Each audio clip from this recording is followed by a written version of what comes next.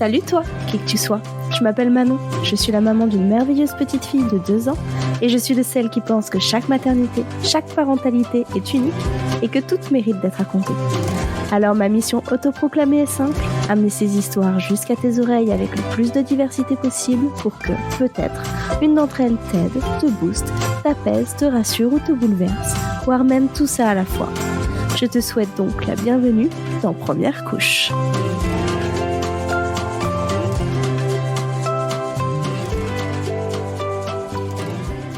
La nouveauté de cette saison, c'est que tu peux désormais devenir une couche. Je suis sûre que tu en mourrais d'envie. En rejoignant la communauté du podcast sur Patreon. Le concept, tu choisis un niveau d'abonnement mensuel allant de la couche de chocolat à la couche de vibranium et tu auras accès à plein de contreparties en fonction de ton choix.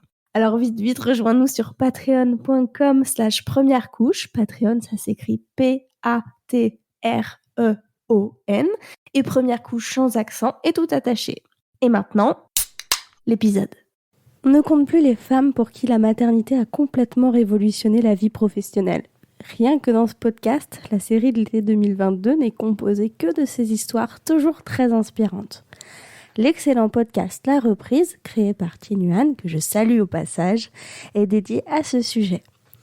Et ce n'est pas moi qui vais vous dire le contraire non plus, parce que 2 grossesses ont signé 2 reconversions. Autant vous dire que j'adore ces histoires. Et ce n'est pas non plus Claire qui vous dira le contraire. Vivant aux Pays-Bas depuis de nombreuses années, c'est après une longue année d'attente qu'elle tombe enceinte de sa fille. Une grossesse compliquée, surtout psychologiquement, un accouchement rapide et c'est la plongée dans la maternité et le postpartum avec une entreprise à faire tourner pour Claire. Une grossesse surprise vécue dans un élan de vie dans un moment sombre plus tard, Claire se rend compte que son équilibre pro-perso n'est plus respecté.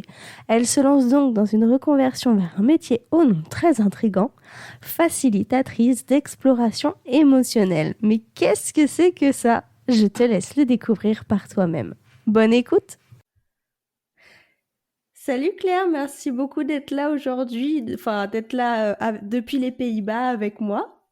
Bonjour, avec plaisir. Commençons tout de suite directement dans le vif du sujet. Il faut que j'arrête de dire ça en début d'épisode, c'est agaçant enfin. Tu peux commencer par un truc à côté si tu veux, hein, si on veut changer. Alors dis-moi, qui es-tu et d'où viens-tu ? Alors, je m'appelle Claire Schepers. Qui je suis ? Je suis mère, c'est pour ça que je suis là, de 2 enfants. Et je suis aussi écrivaine et facilitatrice d'exploration émotionnelle.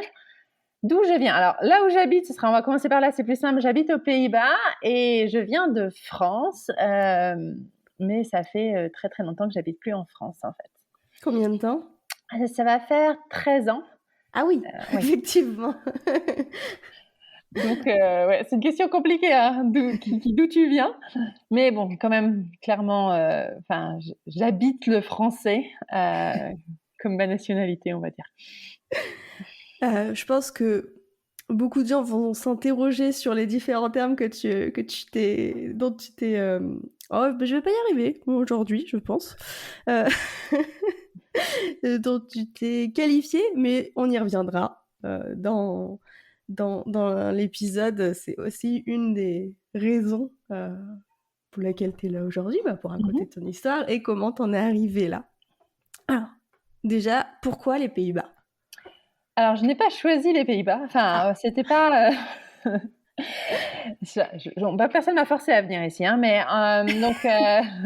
Couteau sous la gorge, tout ça. Mais en fait, j'ai fait un master de français langue étrangère. Donc, de base, j'étais prof de français langue étrangère.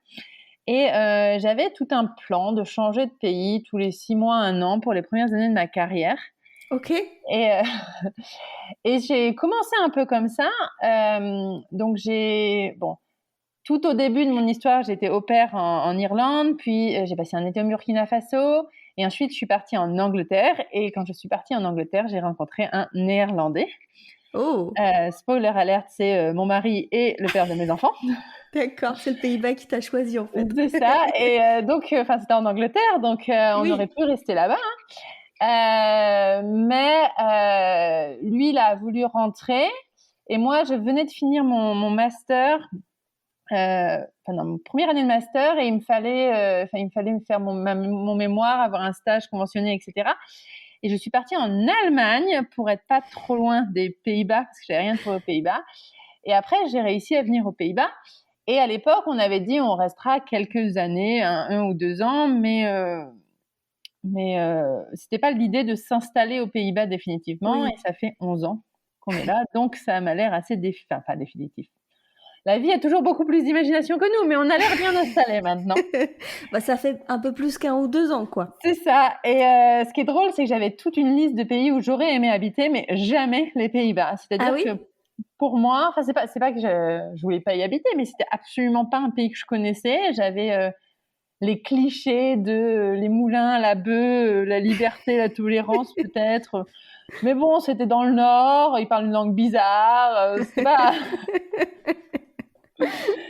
Et en fait, aujourd'hui, j'ai absolument pas envie de partir, en fait. C'est un pays qui me convient très bien, notamment pour la vie de famille. Oui, c'est très développé. Alors, je vais pas du tout le faire passer pour l'Eldorado parce que tout n'est pas rose, mais clairement, pour moi, dans la manière dont je veux éduquer mes enfants et la manière dont l'équilibre peut se faire en vie professionnelle, vie personnelle, c'est un pays qui est idéal. Par exemple, dans mon couple à moi, on travaille tous les deux à temps partiel et c'est pas bizarre du tout. D'accord, oui. Les Néerlandais sont les champions du temps partiel, en fait. Si seulement on pouvait avoir ça aussi. Donc voilà, j'y suis très bien et bon, pas pour la gastronomie ni pour le climat, mais pour plein d'autres raisons. Ah, on peut pas tout avoir. C'est ça. Bon, du coup, je te demanderai pas comment t'as rencontré ton conjoint parce que, non, on sait pas comment tu l'as rencontré, c'est vrai.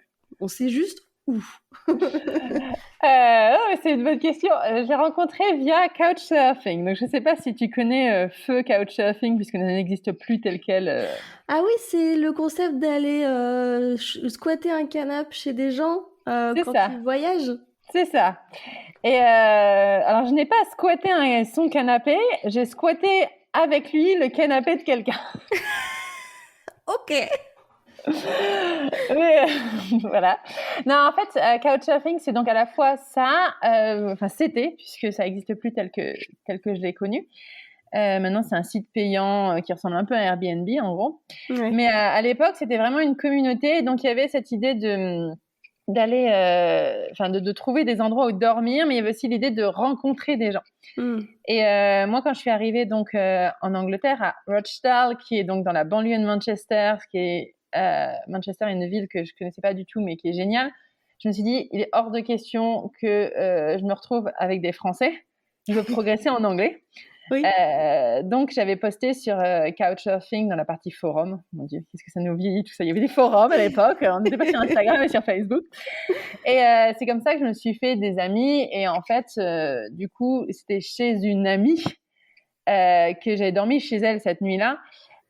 Où en fait mon mari aussi, l'histoire disait pas à l'époque, je ne savais pas que c'était l'ex de la fille chez qui je dormais, enfin bref, ça c'est toute une histoire. Oh, ça devait être grosse ambiance.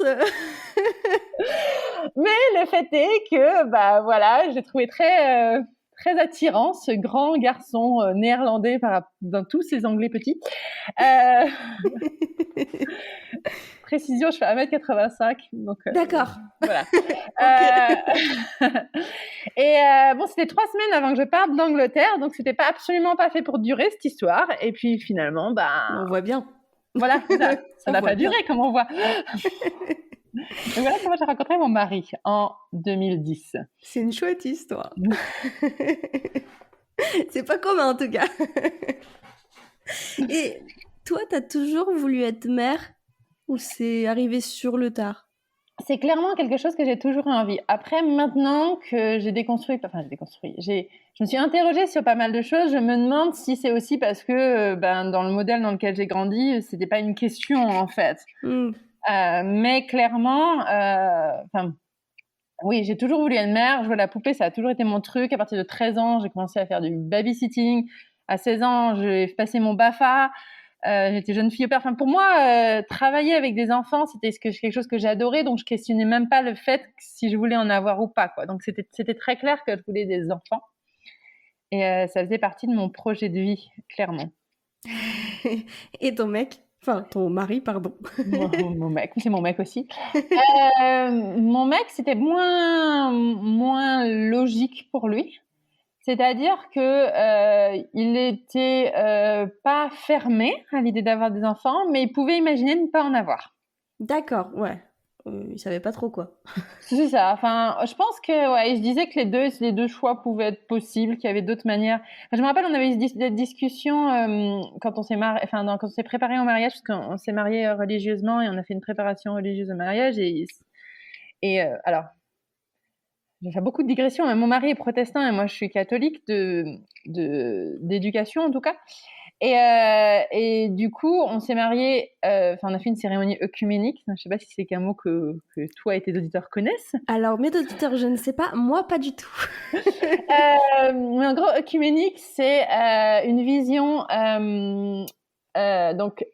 plus élargie, de mixte, si tu veux, d'être à la rencontre de différentes pratiques religieuses chrétiennes, l'œcuménisme. Ok.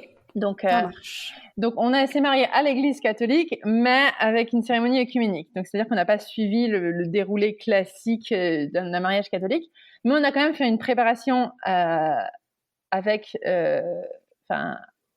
l'église catholique. Et dans les, je cherche le mot, pas dans les préceptes, mais il y a 4 fondamentaux du mariage. Il y a le fait que ton mariage doit être fécond. Ok. Et en fait, strictement d'un point de vue catholique, ça veut dire que si tu te maries, c'est que tu veux des enfants. Et mon mari disait, mais moi, mon mariage, il peut être fécond d'autres manières, en fait. Le fait d'être en couple peut nous amener à avoir suffisamment de richesse à apporter au monde d'une manière différente que celle de se reproduire, quoi. Donc, je trouvais ça intéressant et je suis de son avis. Mais clairement, moi, je voulais avoir des enfants et je lui avais dit clairement, si tu veux t'engager dans un chemin avec moi, ce sera via une famille, quoi. Voilà. On peut faire fécond des deux sens. C'est bien les deux sens. Ok, ça marche. Ouais. Bon, déjà, il n'était pas fermé, donc... C'est ça. En même temps, si c'était un prérequis, valait mieux. Alors, j'allais te demander quand est-ce que vous lancez les essais, mais quand on a préparé l'épisode, tu m'as dit que tu n'aimais pas le terme essai. Pourquoi ça ? Clairement, en fait, j'aime pas cette idée dans l'idée d'essai, il y a réussir ou échouer, et en fait, du coup, déjà, il y a ça. Bien sûr que si tu vas tomber enceinte, c'est une réussite. Mais dans essayer, tu as quelque chose comme l'idée que il faut avoir un certain nombre de critères sur lesquels tu as une prise pour que ça marche, en fait. Oui. Par exemple, si j'essaie d'apprendre le néerlandais, ça fait 11 ans de ma vie que j'essaie d'apprendre le néerlandais, bien sûr, il y a ce qu'il y a en moi qui va faciliter ou non le processus, mais c'est quand même quelque chose sur lequel j'ai une prise et qui va dépendre de mes efforts. Oui. Or, je tente de concevoir un enfant. J'ai l'impression qu'on n'a pas beaucoup de prise, en fait. Oui, bien sûr, il s'agit de faire rencontrer un spermatozoïde avec une ovule, mais voilà, dans le processus, voilà. Donc, et comme ça a duré très longtemps cette période-là. Moi, c'est pas très long pour beaucoup de gens, mais ça a duré plus d'1 an. Donc moi, je l'ai vécu de manière très longue et j'avais l'impression de rater. Donc voilà, je suis un peu fâchée avec le terme d'essai. Je comprends, ça marche. Et du coup, quand est-ce que vous lancez les tentatives, c'est mieux ? C'est pas mal, ouais. Quand est-ce que vous lancez les tentatives ?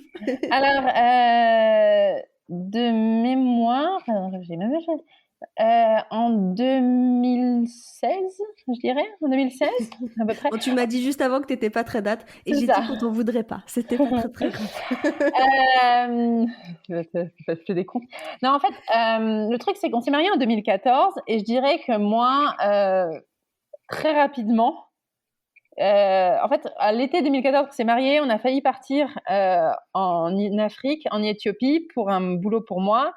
Et on a décidé de ne pas le faire, de rester aux Pays-Bas. Et là, à ce moment-là, je dis, OK, si on reste en Pays-Bas, ça veut dire que le projet famille, ça va être plus tôt. Et sauf que mon mari était clairement pas prêt. D'accord. Donc, je dirais que, alors, je dirais pas que j'ai mis 2 ans à l'attendre, mais voilà, j'ai Oui. de plus en plus, moi, j'étais prête et j'attendais qu'ils sont feu vert. Et du coup, ouais, je crois que c'est début 2016 qu'il m'a dit, mon mari et le mec, il t'annonce toujours les décisions j'étais en train de me brosser les dents en pyjama, il me dit, non mais vas-y, arrête de prendre ta pilule. Hein? Quoi? OK. Enfin... OK, enfin, d'accord, enfin, j'attendais que tu me le dises, mais quand même. Et voilà, donc on a lancé ça début 2016, et j'aurais aimé dire qu'au début, on s'y est mis tranquille et tout, mais moi, en fait, comme ça faisait 2 ans que j'étais en mode j'ai envie, et qu'en plus, je suis quelqu'un du genre à lire tout, écouter les podcasts et tout, voilà. J'avais déjà... Je suis pareil. J'avais déjà le plan d'attaque dans ma tête, quoi. Mais bon, encore une fois, c'est pas faute d'avoir essayé. Les choses, la vie va pas toujours dans le sens qu'on voudrait, quoi. T'as mis plus d'1 an. J'ai mis plus d'1 an, et en fait, quand je suis tombée enceinte, on avait commencé à regarder un petit peu, on avait eu un rendez-vous avec ma médecin, et mon mari avait fait un spermogramme, et j'avais commencé à prendre mes températures. OK. Ce qui continue de me faire rire, puisque le mois où je suis tombée enceinte, je suis censée être... Enfin, c'était une courbe anovulatoire, en fait. Comme quoi. Enfin, je dis comme quoi, en fait, non. Mais c'est hyper sensible, cette méthode de suivi. Non, puis c'est assez horrible. Faut le prendre avant d'avoir mis le pied par terre. Enfin, voilà, je pense que ça varie vraiment. Se réveiller tous les jours à la même heure. C'est ça. Donc, voilà. Donc, après, moi, rétrospectivement, mais en fait, j'en sais rien, je me rends compte que ma fille est arrivée au moment où j'ai commencé à lâcher des trucs au niveau de mon boulot. Ah oui. Donc, à l'époque, j'étais directrice d'une école que j'avais co-créée. Et c'est moi qui donnais, par exemple, tous les cours enfants. Et j'avais recruté quelqu'un pour la former, etc. Et je suis tombée enceinte quand j'ai finalement dit, bon, maintenant, les cours enfants, c'est toi, en fait. D'accord, oui. Donc, je me demande si le psychologique n'a pas joué à ce niveau-là, mais on ne saura jamais. Non, jamais.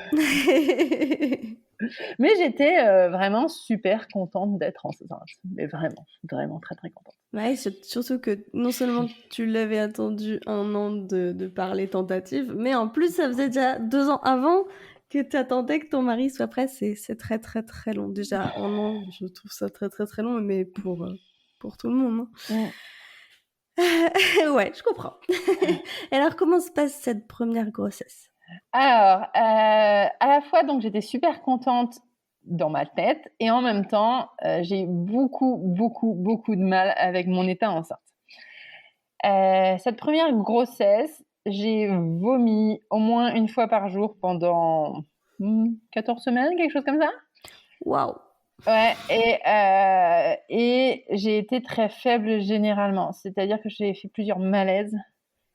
Bon, après, clairement, j'ai toujours été quelqu'un d'hyperactif, et ça a été très compliqué pour moi de pas prendre ça comme mon corps qui me lâche, en fait. Ouais. Je me dis, oui, j'aurais peut-être pu essayer. Maintenant, je me dis, c'était à refaire. Il faudrait que j'écoute plus mon corps, puisque mon corps, c'est moi. J'ai pas besoin de me battre contre. Et du coup, ouais, ça a été très compliqué. J'étais très faible, je vomissais beaucoup. Il fallait que je mange un peu tout le temps pour pouvoir y aller. Et aussi, ce que je regrette, c'est de pas l'avoir dit plus tôt, parce que du coup, je pense que j'avais dit que c'était pas professionnel d'aller dire à mes clients, à mes collègues que j'étais enceinte avant 3 mois, parce que c'est ce silence qu'on dit qui est normal.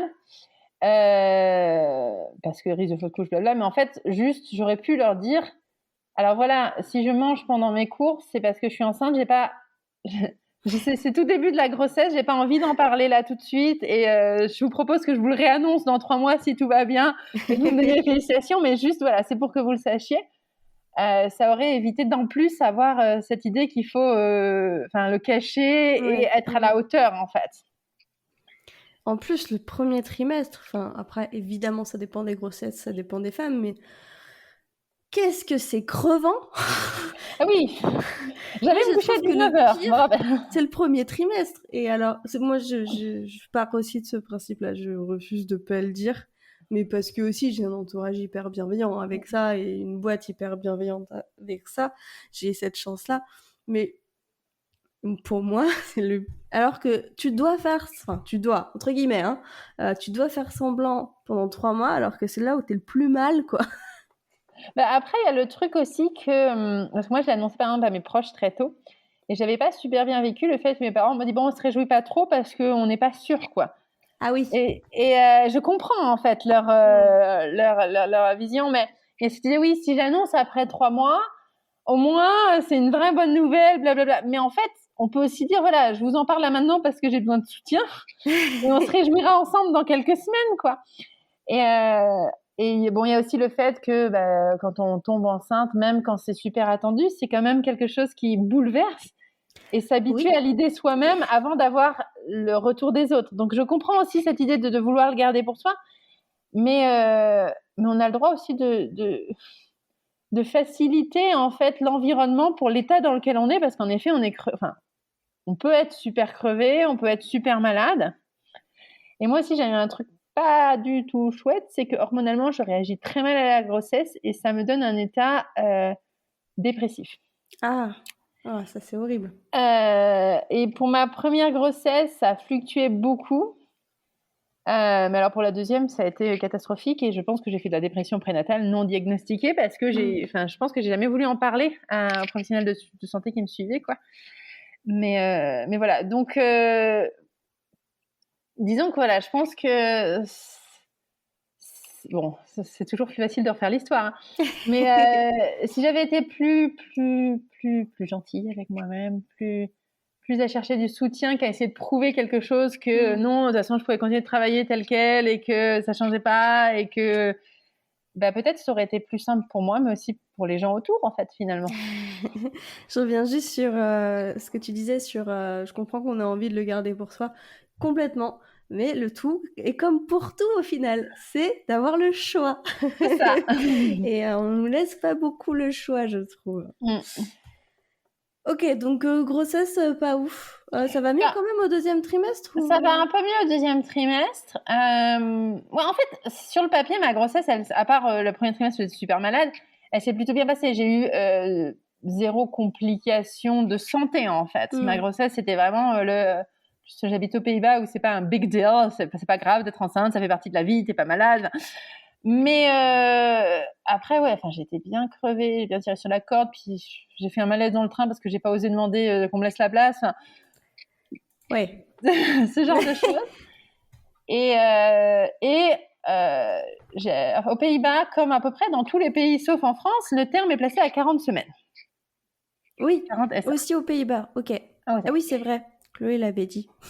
Mais alors, pour savoir, parce que, comme je disais, j'adore me renseigner sur ce genre de truc, il n'y a vraiment que la France des pays qui la place à 41. Je me suis dit, mais pourquoi les Françaises ont-ils une grossesse plus longue? Absolument pas. La médiane est à 40,5. Ah. Donc, oui, la question se pose. La question se pose. Et ma théorie, qui est totalement fumeuse, ceci n'est absolument pas sociologiquement prouvé, c'est que comme les Français aiment beaucoup râler, on leur met la DPA après pour être moins... pour pas qu'elles aient des attentes que ça arrive avant. J'avoue, j'aime bien la théorie. Il y a moyen. Il y a moyen que ce soit ça. Et du coup, bref, ma fille était prévue pour Halloween. Ok. Donc fin octobre.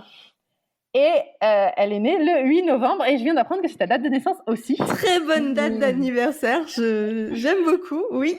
Mais autant te dire que tout le monde avait cette retenue qu'elle arrivait en octobre, et que d'aller après terme, c'était très long. Donc c'était 41 plus 2, donc par rapport au terme français, c'est seulement 2 jours, mais moi du coup, ça me faisait 9 jours de plus, quoi. Oui. Et comme en plus, je me suis absolument pas ménagée pendant ma grossesse, on n'a pas arrêté de me dire que j'accoucherais avant terme. Les prévisions. J'ai l'impression qu'à chaque fois que quelqu'un finit par dire de toute façon ça sera ça, et ben il arrive toujours l'inverse. Voilà. Bah, bref, c'était oui, puis enfin comme j'ai beaucoup bougé, mon bébé à la dernière écho était pas assez gros. Et donc la sage-femme m'a dit: ah, mais vous êtes sûre que vous voulez pas arrêter de travailler plus tôt? Et puis je voulais pas, enfin bref. Mais ce qui est vrai, c'était difficile à mettre, mais à partir du moment où j'ai arrêté d'aller à Amsterdam tous les jours, j'ai grossi en fait. Et mon bébé à 41 semaines est né à 3,7 kg, donc pas du tout trop petit. Ça va. Ça va. Beau bébé. Effectivement. Et accouchement. La naissance. Voilà. La naissance. Alors, donc j'étais à 41 semaines et jusqu'à un moment où j'ai perdu les os, j'avais l'impression qu'il ne se passait rien. A posteriori, je me rends compte que, alors du coup, comme je passais le terme, j'allais absolument tous les jours marcher en forêt parce que marcher, c'est bien, et ça aide. Et je me rends compte que je m'arrêtais souvent en mode, ah là, il faut que je m'arrête 2 secondes. Alors je me dis, je devais avoir des contractions, mais je ne me rendais pas compte que c'était une contraction. C'est spécial, je trouve, les contractions qui sont pas forcément douloureuses. C'est assez facile de passer à côté, hein. Oui, c'est ça. Puis, enfin, t'as jamais, parce que c'est ta première grossesse, tu peux pas savoir ce que c'est. Mais ça devait être ça parce que, alors, oui, on avait rendez-vous à partir de 37 semaines aux Pays-Bas. T'as rendez-vous toutes les semaines avec ta sage-femme. Ok.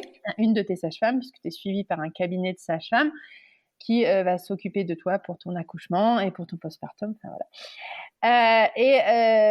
Du coup, j'avais eu rendez-vous la veille et j'étais donc à 41. Donc, elle m'a expliqué la procédure si la semaine d'après, j'étais encore enceinte. Et on a notamment pris le rendez-vous, ça c'était le mardi, on a pris le rendez-vous le vendredi pour l'hôpital pour faire tous les check-ups, pour voir si tout allait bien, pour savoir si on pouvait continuer de dépasser le terme.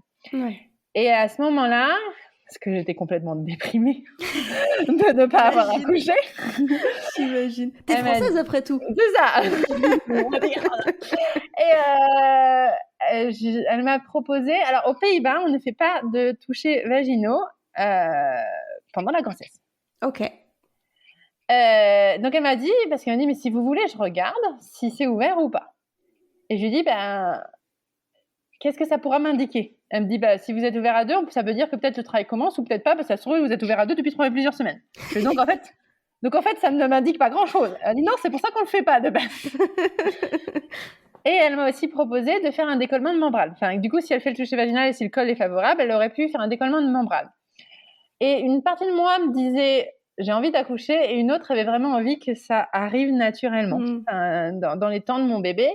Et en plus, pour être tout à fait honnête, je suis un peu traumatisée des examens gynécologiques, puisque mon premier examen gynécologique, quand j'avais 21 ans avec un gynéco en France, s'est très très mal passé. Donc clairement, que quelqu'un mette des doigts dans mon vagin, ça me faisait peur, ça ne me convenait pas. Je comprends très très bien. Et je vais pas avoir de gynéco pour ça. Et je suis très contente d'être aux Pays-Bas où il n'y a pas d'examen gynécologique tous les ans, où c'est pas pendant la grossesse, on ne met pas les doigts dans ton vagin. Enfin, voilà. Dans ma vie, j'ai eu 2 enfants, j'ai eu 2 touchés vaginaux. Ah, effectivement. Du coup, j'ai dit, non, là, je le sens pas. Mais elle a bien senti que j'étais en mode, ouais, mais bon. Et elle m'a dit, mais vous savez, vous m'appelez à n'importe quel moment. Et si vous voulez, on prend rendez-vous. Enfin, je vous case sur l'heure du midi, etc. pour le faire si vous voulez le faire. En fait, il y a un moment où vous vous dites. Donc, je dis non, allez, vas-y, je laisse faire la nature. Et donc, c'était le mardi. Le mardi soir, je suis allée à mon groupe de yoga prénatal à vélo. Donc, autant dire que j'avais vraiment l'impression qu'il se passait rien. Et le mercredi, je me suis réveillée. Mon mari est parti au boulot. Mais j'étais au fond du trou en mode j'accoucherai jamais. C'est débile comme idée. C'est que j'ai l'impression aussi que, plus j'entends ça, que c'est quand tu commences à te dire j'accoucherai jamais que là, ça y est, c'est bon, on peut y aller. Et bon, bref, et comme en fait, je recevais plein de messages, alors comment vas-tu, machin. Ah, ça c'est le pire des trucs. Tout coupé. J'avais finalement fini le nouveau site internet de mon école. Je dis vas-y, je coupe le boulot. C'était le premier jour où j'ai pas du tout travaillé pour mon entreprise. J'ai pris un bain, j'ai regardé un film déprimant. Non, je me dis pourquoi j'ai regardé ça? Ce que le jour doit à la nuit, très très beau film, mais alors quand t'es au fond du trou, ça t'aide pas. Et voilà, enfin, je suis allée manger chez une amie et j'ai essayé de prendre soin de moi, mais il se passait toujours rien. Mon mari est rentré à 19h, 18h, 19h, et en fait, j'étais en pleurs. Moi, j'accroche jamais, j'en peux plus, je sais pas quoi faire. Je veux pas du déclenchement, mais en même temps, je peux pas aller beaucoup plus longtemps. Enfin, bref, il m'a fait à manger des pierogi, donc une spécialité polonaise, pour me faire plaisir et tout. Et au moment de mettre mon assiette dans le lave-vaisselle, j'ai perdu les os. Et donc, j'ai dit à mon mari, alors panique pas, mais là, je perds les os. Ça y est. Et en fait, on était en effet euphoriques. Ouais. Vraiment. Et alors, aux Pays-Bas, le protocole, quand tu perds les os, c'est que si c'est pas sur les heures de travail, il n'y a pas d'urgence, en fait, de base. Okay. On te dit, si c'est la nuit, t'attends le lendemain. Enfin, alors, tu vérifies la couleur des os, et si c'est clair, t'attends le lendemain matin, ou tu attends que les contractions arrivent. Sauf que, en fait, moi, il y avait, alors, je sais après, ça s'appelle du myconium dans les os. Donc, les os n'étaient pas clairs. Ouais. Du méconium, d'ailleurs. Et donc, j'ai dit à mon mari, vas-y, appelle la sage-femme. Je vais aux toilettes essayer d'endiguer le truc parce que j'en fous partout. Et donc, il l'appelle et j'entends une conversation qui lui dit, et elle a des contractions, qui lui répond non. Et là, je hurle des toilettes, si, puisque je venais de vivre ma première contraction bien douloureuse. Voilà. J'imagine très bien la scène en plus. La sage-femme a dit, du coup, j'arrive, puisqu'il y a du myconium dans les os. Voilà. Il se trouve qu'en fait, ce n'était pas une de mes sages-femmes que je connaissais, puisque à ce moment-là, il y avait déjà 2 femmes en train d'accoucher. Donc, les 2 sages-femmes qui étaient de garde de mon cabinet étaient déjà occupées, donc c'était une 3e. Je pensais que ce serait hyper important pour moi de savoir avec qui j'allais accoucher, et en fait, sur le moment, j'étais tellement contente de ça y est. Oui, les contractions étaient intenses, mais j'étais en mode, wow, trop warrior, on y va, c'est bon et tout. Et du coup, la sage-femme est arrivée et elle était très sympa. Et elle m'a dit, de toute façon, je vais pas vous examiner parce que oui, en effet, c'est bien du myconium. Donc, de toute façon, c'est un encaissement avec l'équipe de l'hôpital. Oui. Donc, on part à la maternité. Voilà. Puisqu'en fait, aux Pays-Bas, si tu ne nécessites pas d'accoucher à domicile avec ta sage-femme, si tous les voyants sont ouverts, tu vas accoucher à la maternité avec une de tes sages-femmes. C'est l'équivalent du plateau technique en France. Oui. Et bref, sur le coup, alors je voulais avoir un accouchement respectant le plus possible la physiologie. Je voulais pas d'aide à la douleur, etc. Mais quand on a dit avec l'équipe de l'hôpital, de toute façon, je connaissais pas cette sage-femme-là, alors avec elle ou avec une autre. Et puis elle était vraiment sympa puisqu'elle m'a dit, je reste à l'hôpital avec vous jusqu'à ce que vous me disiez que je peux y aller parce que voilà. Mais vu qu'elle m'a dit qu'on allait à l'hôpital et qu'elle ne voyait pas l'intérêt de faire un toucher vaginal chez moi, je suis arrivée à l'hôpital avec des contractions rapprochées. Et comme elle était en procédure spécifique il y a du myconium dans les os, ils ont voulu faire un monitoring pour savoir si le cœur du bébé allait bien, puisque le problème du myconium, en fait, c'est du caca. Oui. Le bébé, ça arrive souvent quand on dépasse terme, que ça commence à se mettre en route là. Et qu'il n'en est pas avalé. Parce que dans ce cas-là, c'est problématique. Oui. C'est pour ça qu'on a autant d'examens quand on dépasse le terme. C'est ça. Et du coup, ils m'ont dit, on va faire un monitoring. Il va falloir vous coucher pendant une demi-heure. Laura. Et là, donc, il m'installe, il me couche, et c'était déjà très intense. Et je me couche sur le dos, et j'entends mon mari dire à la sage-femme de l'hôpital, elle veut surtout aucune aide à la douleur. Et je me rappelle avoir pensé très bien, je vais plus. C'était vraiment, vraiment super difficile à gérer. Et je me suis dit, non, mais je savais heureusement que quand t'es couché, c'est plus difficile à gérer. Je faisais une demi-heure claire, ça va aller. Voilà. Mais sauf qu'à un moment, j'ai commencé à sentir que ça poussait. Et donc, pendant le monito. Pendant le monito. Et donc, je les ai appelés en disant, en fait, là, voilà. Et j'ai dit, du coup, mon premier toucher vaginal, mais en fait, vous êtes de dilatation complète. Est-ce que vous pouvez juste respirer le temps qu'on s'installe? C'est rapide. Voilà. Et donc, donc, du coup, alors, Ce qui avait rigolé, ils avaient très peur, je pense qu'ils arrivent avant d'avoir tout ce qu'il fallait. Oui. Mais la poussée a été très longue. J'ai poussé 1h15. Ok. Aux Pays-Bas, il n'y a pas de limite de temps sur la poussée. Je sais qu'en France, certaines maternités, c'est 1 heure, certaines maternités, c'est une demi-heure. Oui. Tant que le cœur du bébé va bien, tant que la maman va bien, voilà. Alors, c'était à la fois long et en même temps, l'accouchement de ma fille m'a paru tellement rapide que j'ai bien l'impression que ça s'est passé malgré moi, en fait. Enfin, oui. J'ai rien fait, en fait. Même à la poussée, en fait. Alors, il se trouve qu'au bout d'un moment, le cœur du bébé, quand même, il commençait à se fatiguer et que la sage-femme m'a dit « Je sais que vous voulez pas d'épisiotomie, mais là, il va falloir la sortir, sinon, je vais devoir appeler la gynéco. » Mais elle m'a dit « Je vous fais confiance, vous pouvez y arriver, je vous laisse 2 poussées. » Et bon, j'ai sorti ma fille à ce moment-là, donc il y a des gens quand je raconte mais c'est horrible, c'est du chantage. Je fais non, mais en fait, je pense que c'est ce que j'avais besoin d'entendre. Oui, mais c'est alors les sages-femmes qui écoutent, s'il y en a qui écoutent, m'arrêteront peut-être. Enfin, m'arrêteront, elles peuvent pas, mais t'as compris. Je crois que c'est une stratégie qui est souvent utilisée parce que autant le stress en début d'accouchement ralentit les contractions, autant en fin d'accouchement, ça peut booster l'adrénaline. C'est ça fait un gros boost pour que ça aille plus vite. Le shoot d'adrénaline peut aider à donner... c'est le principe de l'adrénaline, hein, c'est le fait que par exemple quand on a peur, on se retrouve à avoir une force énorme qu'on n'attendait pas en fait. Oui. Ça marche même principe. Et voilà, ma fille est sortie et... Alors, le premier truc que j'ai dit, c'est « It's a girl !» parce qu'en fait, on ne se connaissait pas le sexe du bébé. Tu savais pas ? Ouais. Non, on voulait le garder. Et en fait, je ne m'étais pas rendu compte, mais j'étais persuadée que c'était un garçon. D'accord. Donc, ça m'a surpris. Et après, en fait, j'étais high, en fait. J'étais complètement droguée à mon ocytocine naturelle. Je prenais mon bébé, je disais « Mon bébé, non-stop !» Et donc, c'était vraiment un moment merveilleux, quoi. Ouais. Est-ce que tu l'as eu, cette vague d'amour ? Je l'ai eu, je sais pas si je définirais d'amour, en fait. C'était vraiment un truc plus primaire que ça. Oui, animal. C'est mon bébé et voilà. Et c'est pas je vais l'aimer quoi qu'il arrive, c'était plutôt je vais être là pour elle quoi qu'il arrive, quoi. Et aussi, un truc très drôle, je m'attendais à ce que mon bébé soit moche, parce que je trouve les nourrissons moches. Les nouveau-nés, les tout petits quand ils sortent, voilà, ils ont une couleur lilas, Oui. Et j'ai trouvé ma fille très très belle. Moi aussi. La mienne. Enfin, la tienne, j'ai pas vue, je sais pas, elle est sûrement très très belle, hein, mais... Après, est-ce que c'est pas différent quand c'est le nôtre ? Bon, je sais que certains ont trouvé leur bébé moche à la naissance. J'ai pas trouvé mon fils très très beau. Alors voilà, peut-être, je sais pas. Je pense aussi que le fait qu'elle soit née après terme, elle était mieux finie entre guillemets. Elle avait beaucoup plus les traits.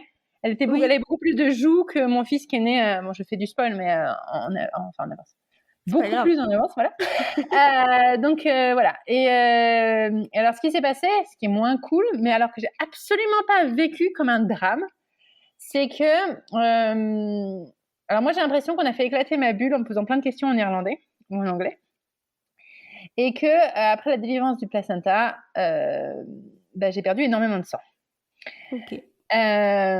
Mais on me l'a pas non plus fait vivre comme une catastrophe, c'est-à-dire qu'à un moment, la sage-femme, elle est allée chercher la gynéco, mais je ne me suis même pas rendu compte.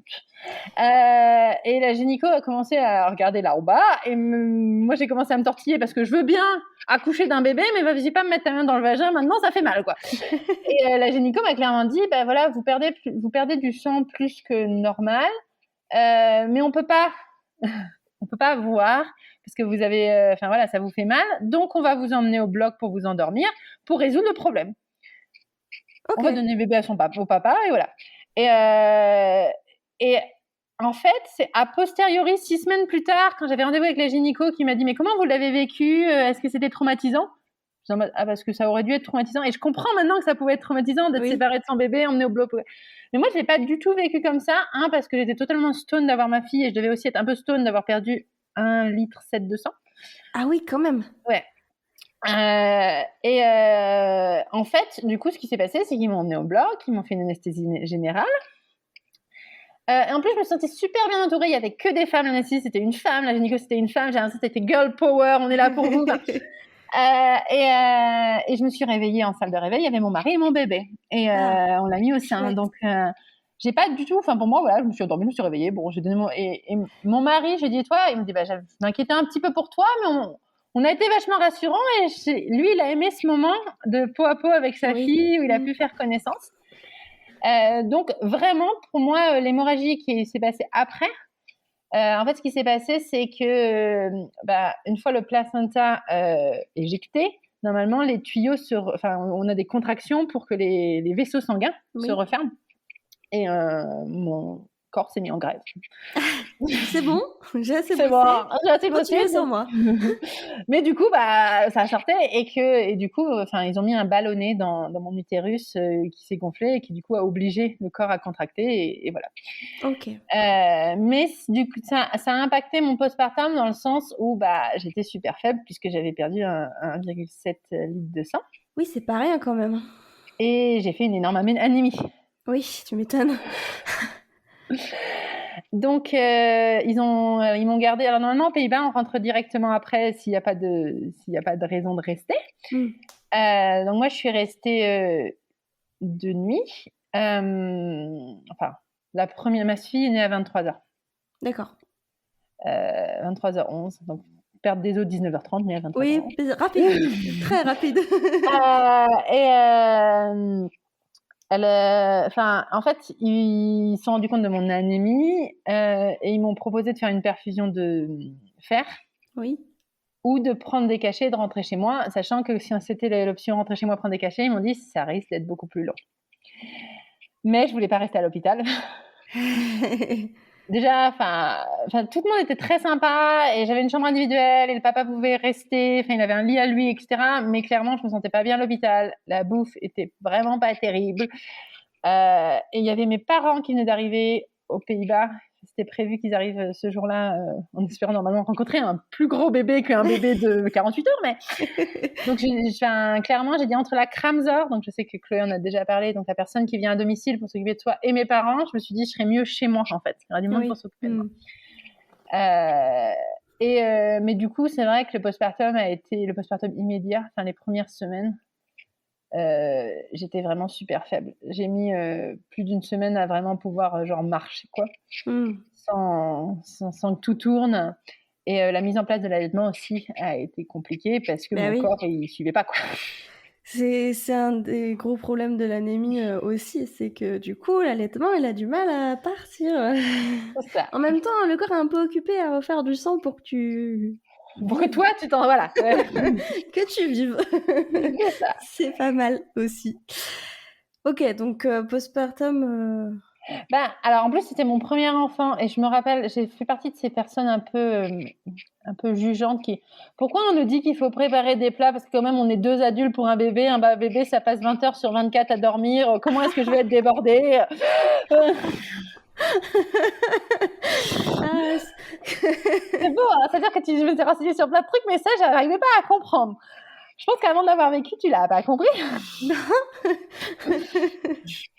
Et donc, ça a été dur, ça a été intense, ça a été un tunnel. Je me dis, mais ça va être ça ma vie. Ma fille ne dormait pas 24 heures sur 24 du tout.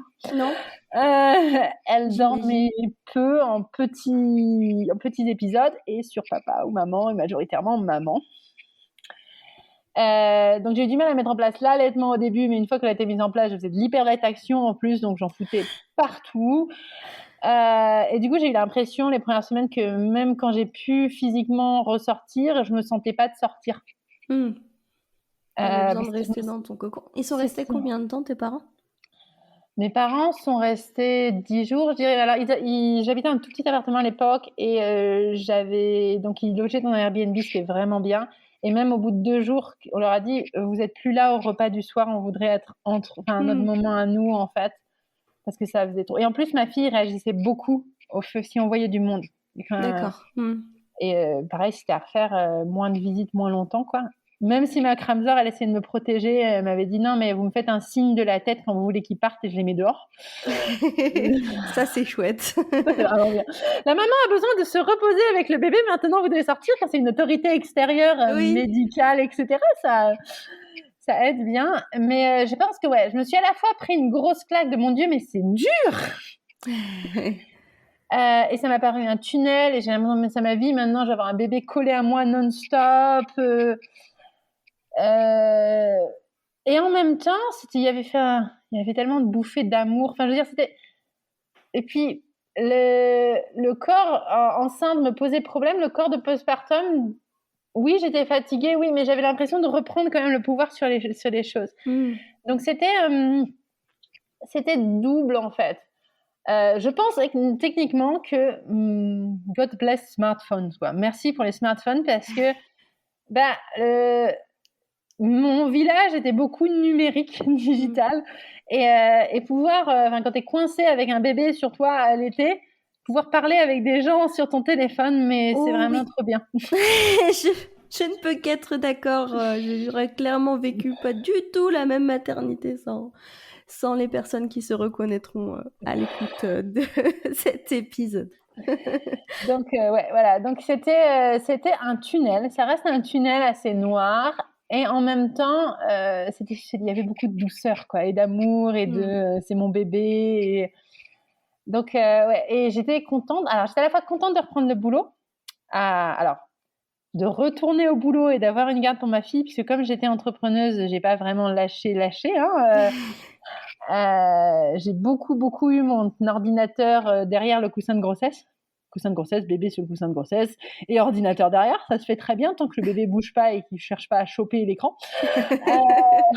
Jusqu'à un certain point ça marche, après ça veut plus. Hein. Non, c'est ça. Mais voilà, donc ça m'a fait du bien de me dire vas-y, je retourne au boulot.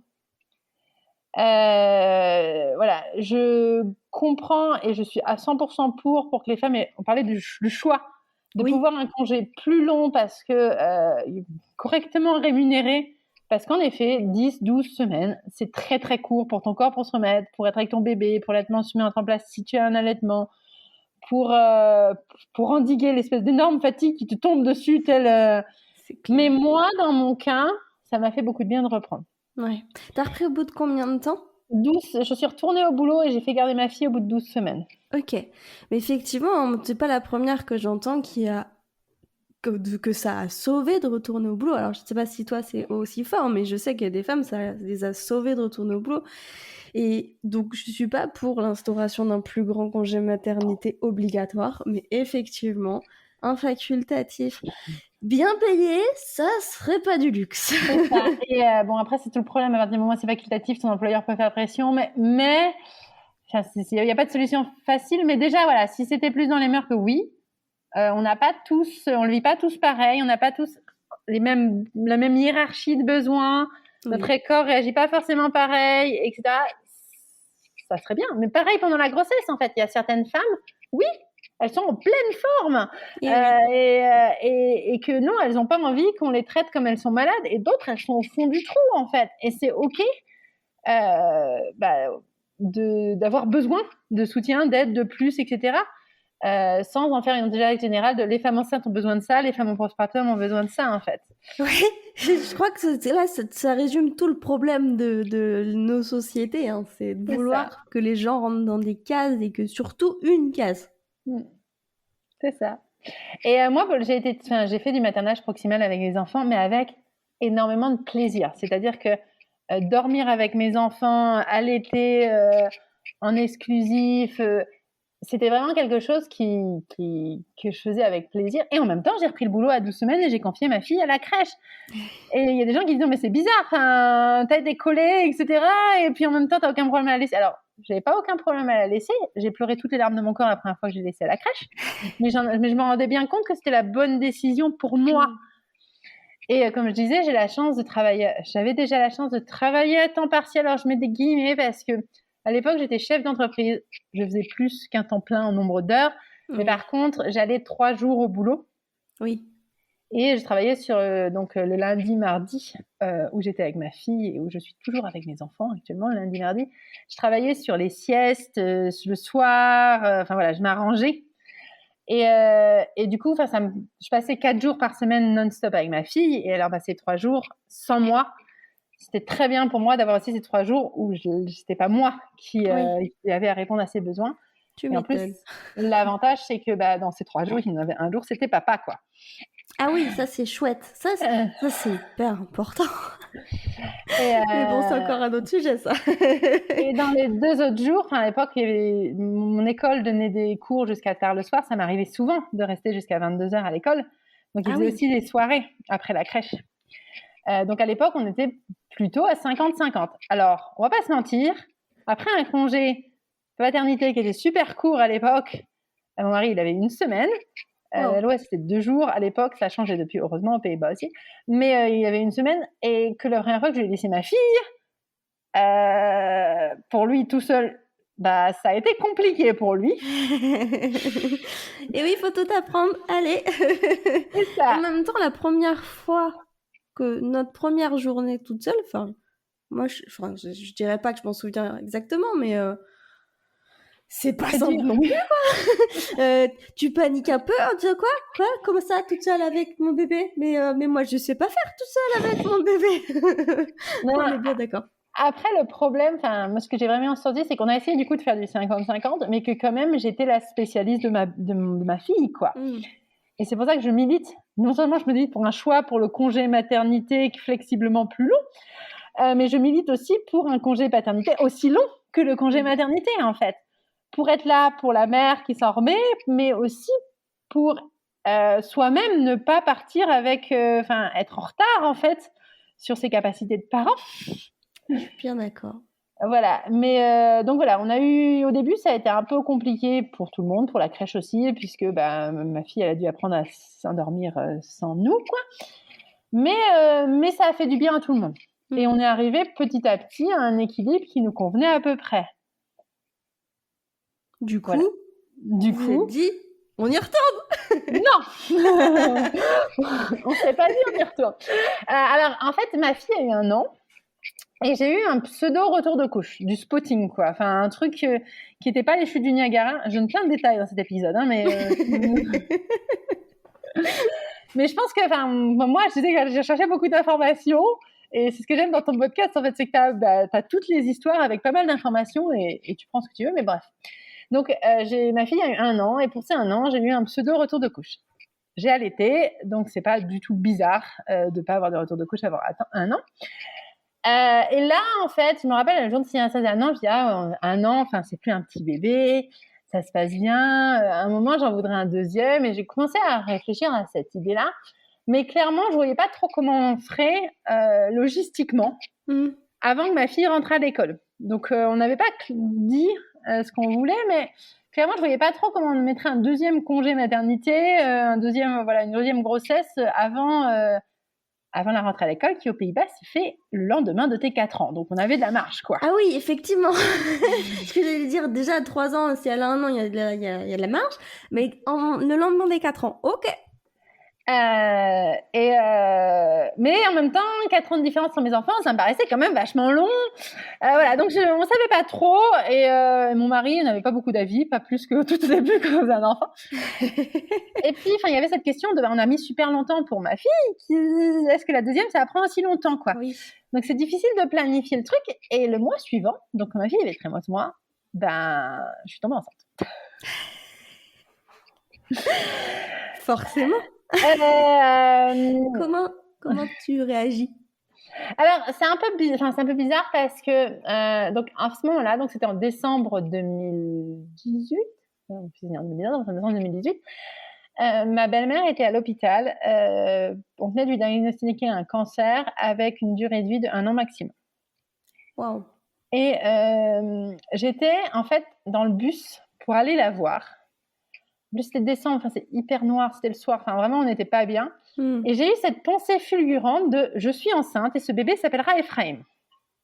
Ok. Voilà. Et après, je me suis dit non mais c'est n'importe quoi. Sachant qu'Ephraim était un prénom que mon mari m'avait proposé pour notre aîné et que j'avais refusé en mode non mais je veux pas de ce prénom. L'idée m'a trotté dans la tête plusieurs jours et j'ai l'impression de sentir des symptômes de grossesse. Donc j'ai fini par faire un test de grossesse, histoire de me dire non mais franchement enlève cette idée bizarre de la tête, sachant que ça faisait même pas 25 jours que j'avais eu les spottings, quoi. Donc bon, comment j'aurais senti si tôt. Et aussi, je savais qu'on n'avait pas fait beaucoup d'amour ce mois-là. Mais comme on le sait tous, il suffit d'une seule fois. Et on était contraceptif préservatif parce qu'on attendait mon retour de couche pour savoir comment j'allais vivre mes règles. Puisqu'en fait, quand j'avais été toute ma vie sous pilule jusqu'à ce que j'arrête pour concevoir ma fille. Oui. Et à partir du moment où j'ai arrêté la pilule, j'avais un syndrome prémenstruel très difficile à vivre, dépressif en fait. Comme la grossesse en fait, ces hormones-là, ouais. Et du coup, j'aurais bien repris la pilule, mais j'allaitais et la pilule microdosée, je le sentais pas parce que voilà. Donc on attendait de revoir mon retour de couche pour savoir qu'est-ce qu'on fait parce qu'on m'avait dit une grossesse, ça peut tout changer dans tes cycles. C'était pas une bonne idée. Si, finalement, c'était une bonne idée parce que je regrette pas mon fils, mais voilà, ça n'a pas très bien marché comme truc, puisqu'on n'a pas vu comment je... Et donc, je suis tombée enceinte et j'ai fait ce test de grossesse. Le matin, mon mari était déjà parti au boulot et voilà, j'avais cette information, je suis enceinte. Qu'est-ce que je fais de ça? Et j'étais quelque part, je sais pas, j'y ai vu comme un signe de la vie, puisqu'on était quand même bien au fond du trou de on va perdre Omar, en fait, qui est une des personnes les plus merveilleuses de ma vie et qui a énormément joué dans ma maternité et même encore aujourd'hui. Donc, j'ai vu, au début, j'étais contente, en vrai. Un peu perdue, mais contente. Mais j'avais très peur de la réaction de mon mari. Oui. Finalement, il a, lui aussi, la première chose, c'est qu'il a vu vraiment comme quelque chose de... Ouais, comme une bonne nouvelle, en fait. Comme la vie qui gagne, en fait, quelque part. Oui, ma mère va mourir, mais je vais avoir un bébé. Oui. Donc, au début, c'était ça. Après, en fait, ce qui s'est passé déjà, c'est que le diagnostic de ma belle-mère a changé. On s'est rendu compte qu'il y avait un possible traitement, que ce n'était pas exactement le type de cancer qu'on avait vu et que son durée de vie était plus de 5-10 ans que de 1 an. Ah oui, ça change beaucoup de choses quand même. Donc, ça a un peu défait la tension qu'il y avait à ce niveau-là. Elle est rentrée en chimiothérapie, etc. Et quand j'ai pu me recentrer sur « Mon Dieu, je suis enceinte, ma fille ne marche pas, je vais devoir avoir une grossesse, je vis mal la grossesse, je vais avoir un autre postpartum, comment je fais pour comment je vais m'en sortir ?» Ça a été très difficile. J'ai énormément culpabilisé pendant cette deuxième grossesse de « Ce bébé, j'en veux pas, est-ce que j'en veux? Est-ce que je l'aime autant que la première, qui était tellement désirée ?» Mais aussi culpabilisé auprès de ma fille parce que j'étais aussi diminuée que la première fois et j'arrivais pas à m'en occuper correctement. Et puis il y avait l'allaitement, j'allaitais encore, est-ce que je vais la sevrer, mais du coup je lui enlève un truc alors que je voulais pas, donc ça a été très très difficile émotionnellement. J'imagine, ouais. Et oui, j'avais cette espèce de grille que j'ai pendant la grossesse de voir les choses, voilà, c'est la dépression en fait, mais c'est pas quelque chose que je connaissais. Moi je suis quelqu'un de généralement très positif. Et le nombre de fois où j'ai claqué la porte, qu'on me laisse tranquille, que j'ai pleuré par terre. À la maison, j'arrivais au boulot à peu près à faire bonne figure. Mais puis j'arrivais à rien faire. Le peu d'énergie que j'avais, je le mettais dans mon travail et pour ma fille. Donc mon mari s'est arrivé à faire toutes les tâches ménagères. On a déménagé aussi, puisqu'on avait cherché une maison pour avoir plus grand.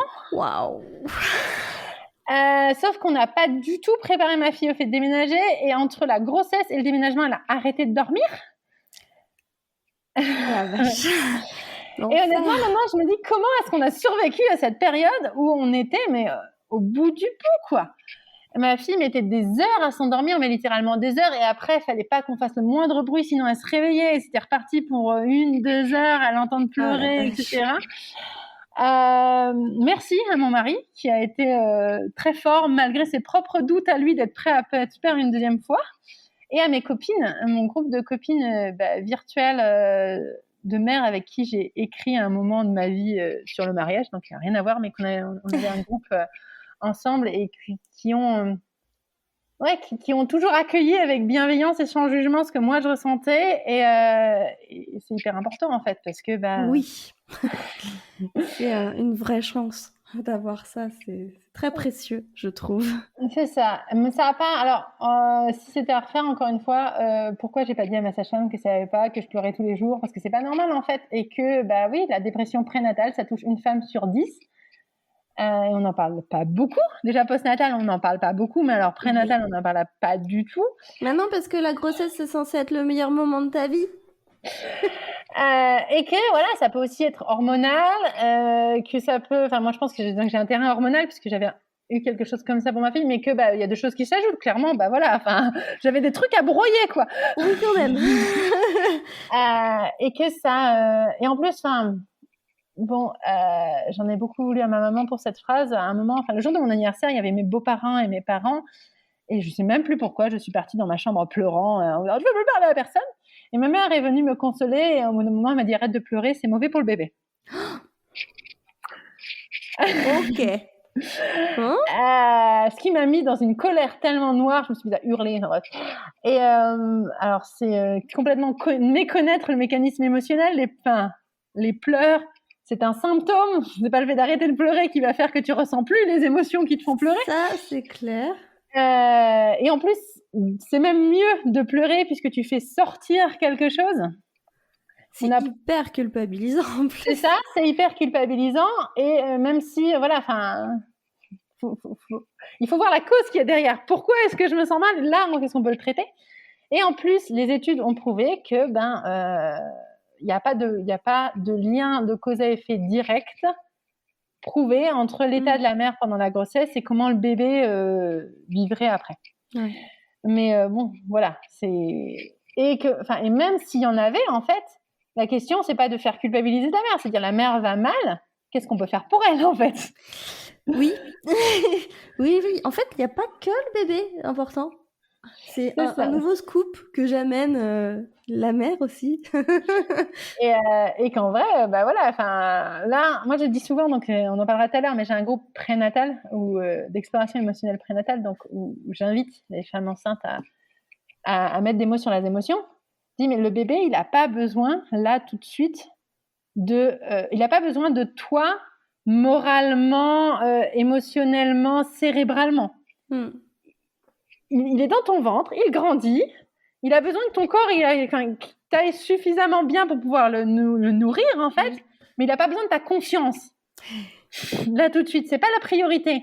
Parce qu'on a tendance à se mettre beaucoup la pression, oui, il faut que je me connecte à ce bébé, blabla. D'abord, il faut se connecter à soi. Tu ne pourras pas donner aux autres si toi, c'est vide, en fait. Donc, clairement, là, en plus, il est à l'intérieur, il va bien, il se développe. C'est toi qui est important, en fait. Oui, je suis bien d'accord. Et voilà, donc moi, j'ai eu heureusement des personnes qui étaient là pour moi. Et puis, sinon, je ne sais pas ce qui serait arrivé, quoi. Mais voilà, j'aurais pu en parler à ma gynéco. Si la société avait bien conscience de ce qui se passait, de ce qui pouvait se passer, ça aurait pu être beaucoup moins culpabilisant, beaucoup moins mettre de l'huile sur le feu, quoi. Mais bon, l'avantage que j'ai eu, c'est qu'à la fin de cette grossesse, j'ai quand même senti ce qu'on appelle l'embarquement. Il y a un moment où j'ai senti que ça allait mieux quand j'ai réussi à arrêter mon boulot, j'étais plus en paix, en fait. Ouais. Je me suis dit, on va le faire, ça va le faire. Je sais faire. J'ai fait une fois, je vais le faire une deuxième fois ok, c'est le niveau 2, hein, mais on va y arriver. Et voilà, donc, j'ai de la gratitude pour cette fin de grossesse où quand même j'ai ressenti quand même quelque chose d'un apaisement, en fait. C'est bon. Voilà. C'est bien que tu aies pu profiter au moins un tout petit peu, quoi. Et alors, cette naissance? Alors, donc, mes sages-femmes ont passé des mois à me répéter, vous avez accouché après terme pour le premier, vous accoucherez après terme pour le deuxième. Faut arrêter de faire des généralités comme ça, des prédictions. Non, pas tout le monde. Alors, comment je suis quelqu'un d'assez scientifique, j'ai été chercher, en effet, en pourcentage, tu as plus de chances de. Mais la nature, elle est quand même connue pour. Il n'y a pas beaucoup de lois, en fait. Oui, c'est clair. Et mon frère se mariait quand j'étais à 36 semaines de grossesse. Mon frère habite en la France et je voulais y aller. J'y suis allée. Bon, j'ai demandé l'accord de ma sage-femme quand même avant. Et j'y suis allée et je me suis pas ménagée et je me suis retrouvée avec des contractions ce jour-là et les jours qui suivaient, quoi. Bon, mon frère dit, mais t'as dansé le rock à mon mariage? Oui, mais j'ai pas sauté, hein, j'ai juste... J'ai dormi dans une tente aussi. À 36 semaines? Ouais. Waouh! Je m'incline très très bas là. Le plus compliqué, c'est de faire pipi en fait. Tu m'étonnes. Et de sortir de la tente, ça doit être. Sortir de la tente pour parce qu'en plus t'as envie de faire pipi la nuit, donc du coup. Waouh! Mais bref. C'était important pour moi d'être là. Ouais. Et j'ai dormi sur la tente parce que comme ça je pouvais aller me coucher. Enfin, j'étais à côté. J'ai pas le permis. Et du coup, mon mari pouvait profiter. J'avais ce truc-là. Puis on avait notre fille qui à l'époque avait 15 mois. Non, 20 mois. Enfin bref, elle était petite, donc pouvait la coucher. Et du coup, après, j'ai quand même eu pas mal de contractions au point que ma mère est en mode, mais je te laisse pas repartir en voiture aux Pays-Bas dans cet état-là. Et moi, je demande, non, mais il y a hors de question que j'accouche en France. J'accoucherai pas en France. Je veux pas accoucher en France. Déjà parce que j'avais très peur qu'on médicalise mon accouchement, de devoir rester après. Et puis, après, tu peux pas transporter un tout petit bébé. Enfin, je voulais être chez moi. Je voulais avoir ma Kramzor. Donc, je suis allée voir la sage-femme du village de mes parents, qui a été adorable, mais vraiment, qui m'a pris entre deux rendez-vous, qui a refusé de me faire payer en disant non, mais voilà, vous n'avez pas de carte vitale, machin. Et qui m'a dit, vous êtes ouvert à 2. Mais vous pouvez, ça se trouve que c'est votre deuxième. En plus, vous pouvez être ouvert à 2 depuis je sais pas combien de temps. Je dis, vous me conseillez quoi? Elle me dit, mais faites comment vous le sentez parce que vous pouvez accoucher demain comme vous pouvez accoucher dans 5 semaines. Ouais. Ok, merci. Donc, j'ai dit combien de temps de voiture? Il y a 6 heures. Ok, quand même. Donc voilà. Et puis après, je me suis dit, de toute façon, si j'accouche en route, je traverse pas des pays. Je traverse la Belgique. C'est un pays civilisé. Ils ont des maternités. Tout va bien. C'est vrai. Voilà, on se débrouillera. Bon, sauf que c'était la canicule. Il faisait 35 degrés. Ça a été très, très, très, très dur. Tout pour que ça aille bien. C'est ça. Et j'ai passé le chemin à l'arrière avec ma fille qui se sentait pas très bien, qui pleurait. Et honnêtement, quand je suis arrivée chez moi, je pleurais de douleur parce que la position et les contractions avec... voilà. Et je dis à mon mari, non mais je vais jamais aller jusqu'à 41 semaines dans l'état dans lequel je suis, quoi. Et le lendemain, j'avais rendez-vous avec ma sage-femme et j'ai dit, non mais j'ai l'impression que je vais accoucher dans pas trop longtemps. Elle a dit, non, mais vous mettez pas trop d'idées parce qu'il y a quand même des chances que ça dure encore 5 semaines. Bref, après, il y a eu donc cet épisode de canicule qui était les derniers jours de vacances de mon mari où on n'a rien fait parce qu'il faisait trop chaud.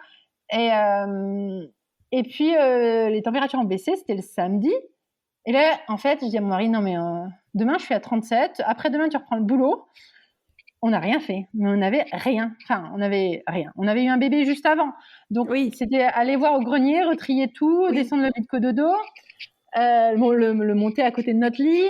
Et aux Pays-Bas, en fait, on te demande de remonter ton lit pour que la Kramzor, après, elle n'ait pas à se baisser pour faire les check-ups médicaux. Oui, d'accord. Donc, il fallait la mettre sur des plots. Il faut mettre le lit sur des plots. Donc, je dis non, mais il faut qu'on fasse ça maintenant. Genre, espèce de nidification plus en 24 heures. Et donc, voilà, mon mari qui... Vraiment, mon mari, j'ai bien fait déposer. Il n'a pas cherché à discuter, il a fait tout, il a écouté sa femme qui était en mode c'est maintenant. Donc on a fait ça. Après, on est allé à la piscine extérieure qui est pas loin de chez nous. Et je me sentais zen. Et le soir, j'ai fait une méditation. Donc j'ai fait la préparation à l'accouchement de Quantique Mama, qui à l'époque s'appelait Karine la sage-femme. D'accord. Parce que j'avais envie d'avoir une préparation en français, en fait. Oui. Et puis que comme mon premier accouchement, j'ai encore un souvenir merveilleux, j'étais sûre que je voulais un accouchement où on respecte le plus possible la physiologie, donc j'avais vraiment envie de le vivre comme une super expérience comme la première fois. Et du coup, il y avait une méditation sur accompagner la douleur dans cette préparation que j'ai fait ce samedi soir-là. Et après, je me rappelle avoir dit à mon bébé, c'est bon, je suis prête, tu peux arriver quand tu veux. Genre, ça y est, là, je suis prête à accoucher. Le lendemain, contraction. Mais comme j'avais déjà eu des contractions la semaine d'avant, j'ai dit à mon mari, va promener ma fille, je vais prendre un bain. Le bain, c'était sympa, mais ça n'a rien fait. Ça n'a pas ralenti quoi que ce soit. Donc, après, je dis, ça se trouve, ça a commencé tranquillement, mais j'étais vraiment bien. J'étais pas euphorique comme la première fois, mais j'étais en mode sereine, paisible, contente. Ça va bien se passer. Voilà, on a mis la musique, je me suis mis à danser avec ma fille entre les contractions. Enfin, puis moi, je dis peut-être qu'il faut quand même qu'on minute ces contractions parce qu'elles me paraissent assez rapprochées. Et en fait, j'avais des contractions toutes les 2 minutes qui duraient plus de 30 secondes. Ah oui, elles étaient très rapprochées. Alors, quand on se souvient de temps d'accouchement de ta première, ouais, ok. Non, j'ai dit à Henri, bon, bah, on va quand même appeler la sage-femme, quoi, parce qu'en plus, voilà, mes sages-femmes voulaient vraiment que j'accouche à la maternité. Alors, surtout une était vraiment pas à l'aise que je puisse accoucher à domicile parce qu'elle avait peur de l'hémorragie de la délivrance. Oui. Et donc, on l'appelle et la sage-femme a dit non, mais toutes les 2 minutes, c'est votre deuxième, vous avez accouché en 3 heures la première fois, je viens pas chez vous, je vous rejoins à la maternité. Vous aviez un plan garde facile pour votre fille? Alors, il y avait mes beaux-parents qui devaient venir garder ma fille. Ma belle-mère avait fini sa chimio et était remise plus ou moins, enfin, elle était en état de venir, quoi. Mais mes beaux-parents habitent à 45 minutes de route. Et c'était quelque chose qui me stressait assez, en fait. Et en fait, mon mari, quand il avait été promener ma fille, je prenais un bain, avait croisé ma voisine qu'on connaissait pas trop, mais qui travaille en crèche. Ah. Et ils avaient parlé du fait que voilà, enfin, j'étais peut-être en pré-travail. Et en gros, la voisine avait proposé, si vous voulez que je vous garde votre fille le temps que vos beaux-parents arrivent. Ah, c'est chouette ça. Donc on a, en plus la voisine est venue chez nous garder ma fille. Donc j'étais en train de lui donner à manger, la voisine est arrivée. Et ça me stressait tellement pendant la grossesse de mais ma fille, comment elle va le vivre, etc. Mais sur ce soir-là, mais j'étais zen là-dessus en fait. Ça s'est passé comme ça. Elle n'a pas pleuré, elle a peut-être senti qu'il y avait un truc. Et on est parti à la maternité. Sur le chemin, mon mari m'a dit je le sens pas, je suis pas prêt. Ah, bah oui, mais en fait, il n'y a pas le choix. Comment te dire? Et je suis arrivée à la maternité, ma sage-femme m'a dit vous êtes à 36 plus 6. On risque, je vais voir ce qu'on peut faire, mais vous risquez d'être en processus d'accouchement médicalisé, puisque vous êtes considéré comme prématuré toujours. Enfin, un jour. Pour un jour. Mais elle me dit voilà, on va voir ce qu'on peut négocier, mais voilà. Et il y avait mon mari, sa sage-femme, je regarde la chambre autour de moi, je me dis, mais je ne veux pas accoucher là, je ne veux pas accoucher dans l'hôpital, moi je veux accoucher chez moi. Enfin, non, c'est pas possible, je n'ai pas prêt. En plus, il fait pas nuit, moi j'accouche la nuit. Enfin, j'ai vraiment cette idée-là. Et là, arrêt des contractions. Wow. Mais arrêt total des contractions. Et donc, alors on me fait une analyse d'urine pour voir si ce serait pas une infection, si ça peut provoquer des contractions. Et là, ma sage-femme et la sage-femme de la maternité qui était là dit non mais rentrez chez vous, ça peut être pour demain, mais c'est aussi pour être dans 5 semaines, si ça se trouve c'est du faux travail. Et mais moi là, je me suis dit, c'est vraiment, j'arrive là, j'ai pas envie d'accoucher là, enfin non, je suis pas prête à accoucher quoi.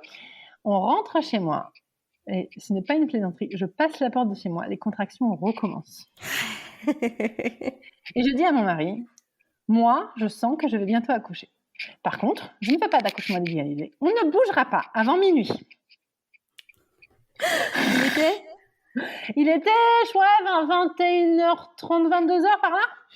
Ok, donc encore une fois, connaissant tes accouchements... Et je n'arrive pas trop à expliquer, mais j'étais totalement sereine et sûre de moi. Mes beaux-parents sont allés se coucher donc, dans notre chambre d'amis au grenier. Ma fille dormait, enfin le truc, voilà. On a fait une bouillotte. J'ai monté le ballon dans ma chambre, la bouillotte. J'ai dit à mon mari, non mais repose-toi, j'ai pas besoin, là je gère, tout va bien.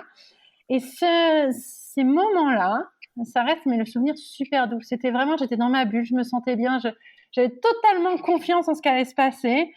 C'était intense, on va pas se mentir. Et je voulais pas chronométrer, je voulais pas savoir. Je dis, je saurais, voilà. Voilà, à minuit.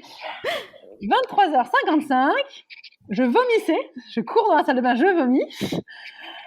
Et je sais que c'est un signe d'accouchement imminent. J'avais aussi vomi pour mon premier accouchement. Et je commence à perdre pied totalement, donc j'ai hurlé à mon mari, appelle la sage-femme. Mais j'étais encore un peu dans le déni de j'ai pas envie d'aller à l'accouchement, à la maternité et que tout s'arrête. Il faut qu'elle vienne ici. Donc elle vient, elle arrive et elle me dit je trouve que c'était très bien. Elle me dit, je vois que vous êtes bien, je vois bien que vous gérez le truc Je vois bien que vous n'avez pas envie de bouger. Vous n'avez pas envie d'aller ailleurs. Et moi, je voudrais vous ausculter et j'aimerais vraiment qu'on aille à la maternité parce que je me sens beaucoup plus à l'aise, vu vos antécédents, d'y être. Et je pense qu'il y a quelque chose, à ce moment-là, quelque chose en moi a lâché en mode, je m'en fiche en fait d'accoucher là-bas ou ici. Si elle est là, elle se sent mieux là-bas, j'accoucherai mieux là-bas. Et depuis, j'ai fait une petite formation, le fameux séminaire de Michel Audin autour de la naissance, qui explique très bien que en fait, tu ressens la peur et l'adrénaline des gens autour de toi et ça peut influencer le processus physiologique de ton accouchement. Et que donc, c'est important d'avoir des gens autour de soi qui sont en confiance. Donc, je suis tout à fait en paix avec le fait que, du coup, j'étais ouverte à 7, donc c'était maintenant ou jamais. Ah oui, la vache. On est arrivé à la maternité à minuit et demi, je pense. Donc, t'étais à 37 à ça. J'étais à 37 à ça. Et donc, on s'est mis dans une chambre. Ma sage-femme a éteint les lumières, s'est mise sur le côté, a commencé à prendre des notes. Alors maintenant, je me dis, elle écrivait rien d'intéressant, mais c'était juste pour me laisser dans ma bulle, en fait. Et elle était là quand... c'était un peu magique parce que je la voyais dans son coin, puis à un moment où j'avais l'impression de lâcher prise, elle était là pour me dire non, mais tu le fais en fait, tu es en train de le faire, voilà. Dans des positions incroyables pour surveiller quand même le cœur du bébé sans m'embêter. Et l'accouchement de ma fille était merveilleux, mais j'ai l'impression qu'il s'est passé malgré moi. C'était tellement rapide. Autant celui-là, il était plus difficile dans le sens où ça a été chercher mes forces, il a été un peu plus long, enfin, tout est relatif, hein, mais voilà. Mais j'ai vraiment l'impression que c'est moi qui l'ai fait. Et c'est vraiment moi qui l'ai fait parce que la sage-femme était là pour me soutenir, mais je l'ai fait toute seule. Je suis allée chercher. Enfin, c'est moi qui ai sorti le bébé d'entre mes jambes. D'accord. Alors après, j'ai beaucoup plus vécu la phase de désespérance pour le premier. Je me rappelle avoir crié à mon mari, puisqu'on se parle en anglais. J'ai absolument pas compris. Je vais pas le faire, je vais pas y arriver. Et la sage-femme avait ces mots magiques, mais elle m'a dit "You're actually doing it", mais t'es en train de le faire là. Ouais. Et en fait, la poussée a été difficile. Alors je sais pas en temps si elle était plus longue ou pas que ma fille, mais en fait mon fils regardait les étoiles. Donc c'est 0,02% des enfants qui naissent comme ça. Ouais. Au lieu de sortir par là, ils sortent avec le visage en première.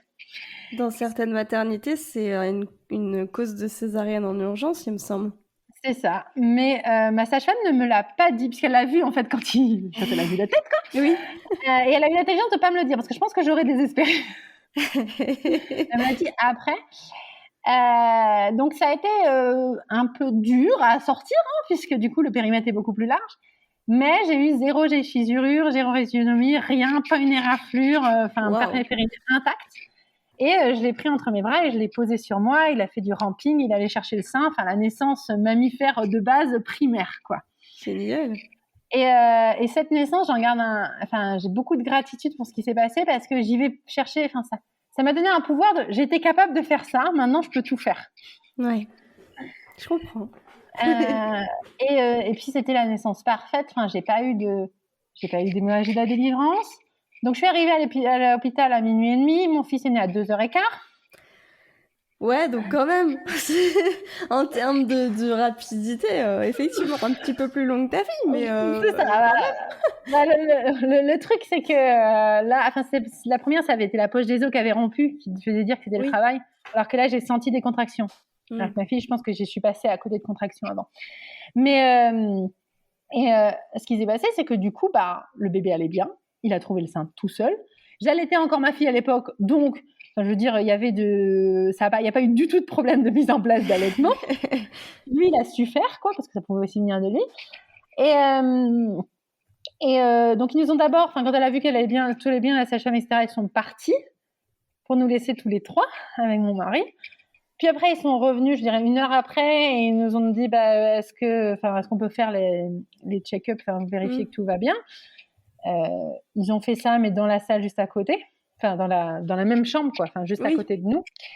Et puis, tout allait bien. Et la sage-femme a dit, si vous voulez prendre une douche et rentrer chez vous, allez-y, comme ça, vous éviterez les bouchons du matin. Et donc, on est rentré chez nous. Ce que je trouve magique, c'est quand on est parti, ma fille dormait. la deuxième départ à la maternité, quand on est rentré, ma fille dormait. Oui, du coup. Et du coup, elle s'est réveillée. Il y avait un bébé entre papa et maman dans le lit, quoi. Et le postpartum de mon fils, les premières semaines, le mois d'or, quoi. Mais c'était le nuage rose, quoi. Ah ouais. Ça restait intense, hein. Enfin, je veux dire, je me rappelle avoir passé des heures avec un bébé en écharpe à faire la marche du chameau pour qu'il s'endorme, voilà. Mais on était bien, en fait. On était fatigués, c'était l'été en plus. Enfin, je sais pas, tout est ralenti. Mon mari avait plus de semaines. Ma fille dormait toujours pas beaucoup. Enfin, elle a du mal à s'endormir le soir, mais le bébé dormait le soir, donc ils n'étaient pas au même. Donc c'était intense. Mais c'était un postpartum doux, quoi. Ouais. Comment ta fille, elle a réagi quand elle a vu ce bébé entre vous, alors que la veille, maman était encore enceinte? Elle est rentrée dans la chambre et elle a fait bébé. Et alors, elle était complètement envoûtée par ce bébé, quoi. Elle a tout de suite aimé. C'était son petit frère. Enfin, elle voulait tout aider. Enfin, c'était tellement doux. Enfin, et en plus, j'ai co-allaité du coup mes enfants. Donc j'ai allaité mes 2 enfants, ma fille qui à l'époque avait 21 mois et mon fils nouveau-né. Et elle lui caressait la tête pendant la tétée. Enfin, c'était vraiment trop mignon. Ah bon, alors après, je pense que voilà, le sommeil, elle a été difficile avec nous par moments. Ça avait beaucoup de choses qui se passaient en elle, mais elle l'a jamais fait ressentir au bébé, quoi. Ouais. Elle le gardait pour nous. Ok. Waouh. Et donc, le postpartum très très doux, et à un moment, tu te dis que t'en as marre de ton travail? Alors, oui, alors le postpartum a été doux, je dirais, pendant 3 semaines et demie. Et après, ça a commencé, j'en garde une espèce de truc qui a fait un peu éclater le nuage rose, c'est que ma fille a eu un accident assez grave où elle s'est ouvert la lèvre très gravement, où il a fallu l'opérer, quoi. Wow. Ah oui. Et en plus, ça t'est arrivé quand j'étais seule avec les 2, et il faisait très chaud, et j'ai fait un malaise. Voilà. De base, je suis secouriste. Normalement, je sais réagir à ce genre de situation. Mais alors que tu es en 3 semaines postpartum, que tu as le bébé en écharpe, c'est assez horrible. Et à partir de là, voilà, ça a été de plus en plus intense. On dit souvent que c'est les premières semaines qui sont intenses, mais pour nous, ça a été plus, je dirais, entre 2 mois et... je sais pas, c'est les 2 ans de mon fils, quoi, mais c'est un peu exagéré, mais c'est un peu ça, en fait. J'avais moins envie de retourner au boulot. J'étais moins dedans. Et alors, comme mon fils était né en avance, entre guillemets, c'était plus tard, c'était 14 semaines au lieu d'être 12, quoi. C'était les 2 semaines. Mais en plus, on l'a fait baptiser la semaine où je reprenais le boulot. C'était pas une super idée, ça non plus. Hardcore. C'est ça. Mais j'ai commencé en fait à accumuler énormément de fatigue. Et ce qui était très facile, non. Ce qui était faisable quand j'avais un enfant, qui est de travailler pendant les siestes et le soir et entre deux les jours où j'étais pas au boulot, m'a paru, mais c'était juste pas possible avec 2, quoi. Surtout s'ils font pas des siestes coordonnées. Ils faisaient pas des siestes coordonnées, et puis même quand enfin ils arrivaient à les coordonner, moi j'avais juste envie d'aller me coucher, quoi. Ouais, je comprends. Donc j'ai commencé à avoir l'impression de courir après le temps non-stop. Mon fils s'est beaucoup réveillé la nuit. Si on m'avait dit quand j'étais enceinte qu'il mettrait 21 mois à faire des nuits complètes, je pense que j'aurais été bien plus au fond de ma déprime, finalement. Bon, donc on a été très très fatigués, et j'avais l'impression d'avoir fait aussi un peu le tour de mon boulot. Donc j'ai adoré être prof de français, et j'ai adoré être directrice d'une école et gérer une équipe, etc. Mais ça faisait, donc j'ai commencé en 2016, ça faisait presque 4 ans que je faisais ça. Et il y avait plus l'excitation, j'avais un peu envie d'autre chose, et l'équilibre n'était plus là. L'équilibre vie pro, vie perso n'était plus là. Et comme l'école de français, parce que c'était le nom de mon école à l'époque, qui existe toujours, puisque j'ai cédé mes parts à mon associée de l'époque, et elle a continué. C'était un peu un bébé pour moi. C'était un vrai projet d'amour, et j'avais pas envie de le faire comme ça. J'avais pas envie de le faire juste parce qu'il fallait gagner de l'argent, juste parce que voilà. Oui. Donc, c'était aussi une manière de continuer de l'aimer, de dire, maintenant, là, ça ne me convient plus, il faut que je trouve autre chose. Donc, le 1er janvier 2020, mon fils avait donc, il est né en août 2019, donc quelques mois. Je décide, j'arrête. 2020, 2020, la super. fameuse année où est née ma fille, évidemment, il s'est rien passé d'autre. C'est ça. Le problème, c'est que tu pars pas d'une entreprise que tu as créée et que tu diriges comme ça. Oui. Même si je l'ai co-créée et co-dirigée. Donc, je me suis dit, je me laisse 3 mois. Donc, j'avais fixé le départ. J'arrête cette entreprise-là le 30 mars 2020. Sublime timing. Non. Mais ce qui s'est passé, c'est que mon plan, c'était dans ces 3 mois, je range les affaires de l'école, quoi, et je trouve ce que je veux faire après. Et puis, j'étais super ambitieuse. Je vais pouvoir commencer à postuler, genre au mois de mars, quoi. Donc, bon, je suis quand même suffisamment. J'étais ambitieuse, mais pas folle au point de me dire que je vais y arriver toute seule. Donc, j'ai quand même pris j'ai pris une coach, en fait, spécialiste de la reconversion. Et je suis arrivée en mode, non, l'entrepreneuriat, c'est fini pour moi tant que mes enfants sont petits, c'est trop, etc. Et bref, au début, on a commencé à travailler, ce que je voulais faire, on a trouvé où je voulais aller. Donc, on était parti sur Learning and Development. Donc, c'est une partie des ressources humaines qui s'occupe de tout ce qui est la formation des employés, en fait. Ok. Et comme de base, voilà, j'ai un master en pédagogie, j'ai géré des équipes, etc. C'était quelque chose qui correspondait assez bien et qui me plaisait. Mais au final, on s'est vite rendu compte que finir l'école, toujours être en postpartum de mon fils, puisqu'il avait que quelques mois, et chercher du boulot, c'était un petit peu trop. Et donc, chercher du boulot. Et donc, je le ferai en avril quand j'aurai fini avec l'école. Mais 15 mars, aux Pays-Bas comme ailleurs, ça a été un confinement, tout s'arrête en fait.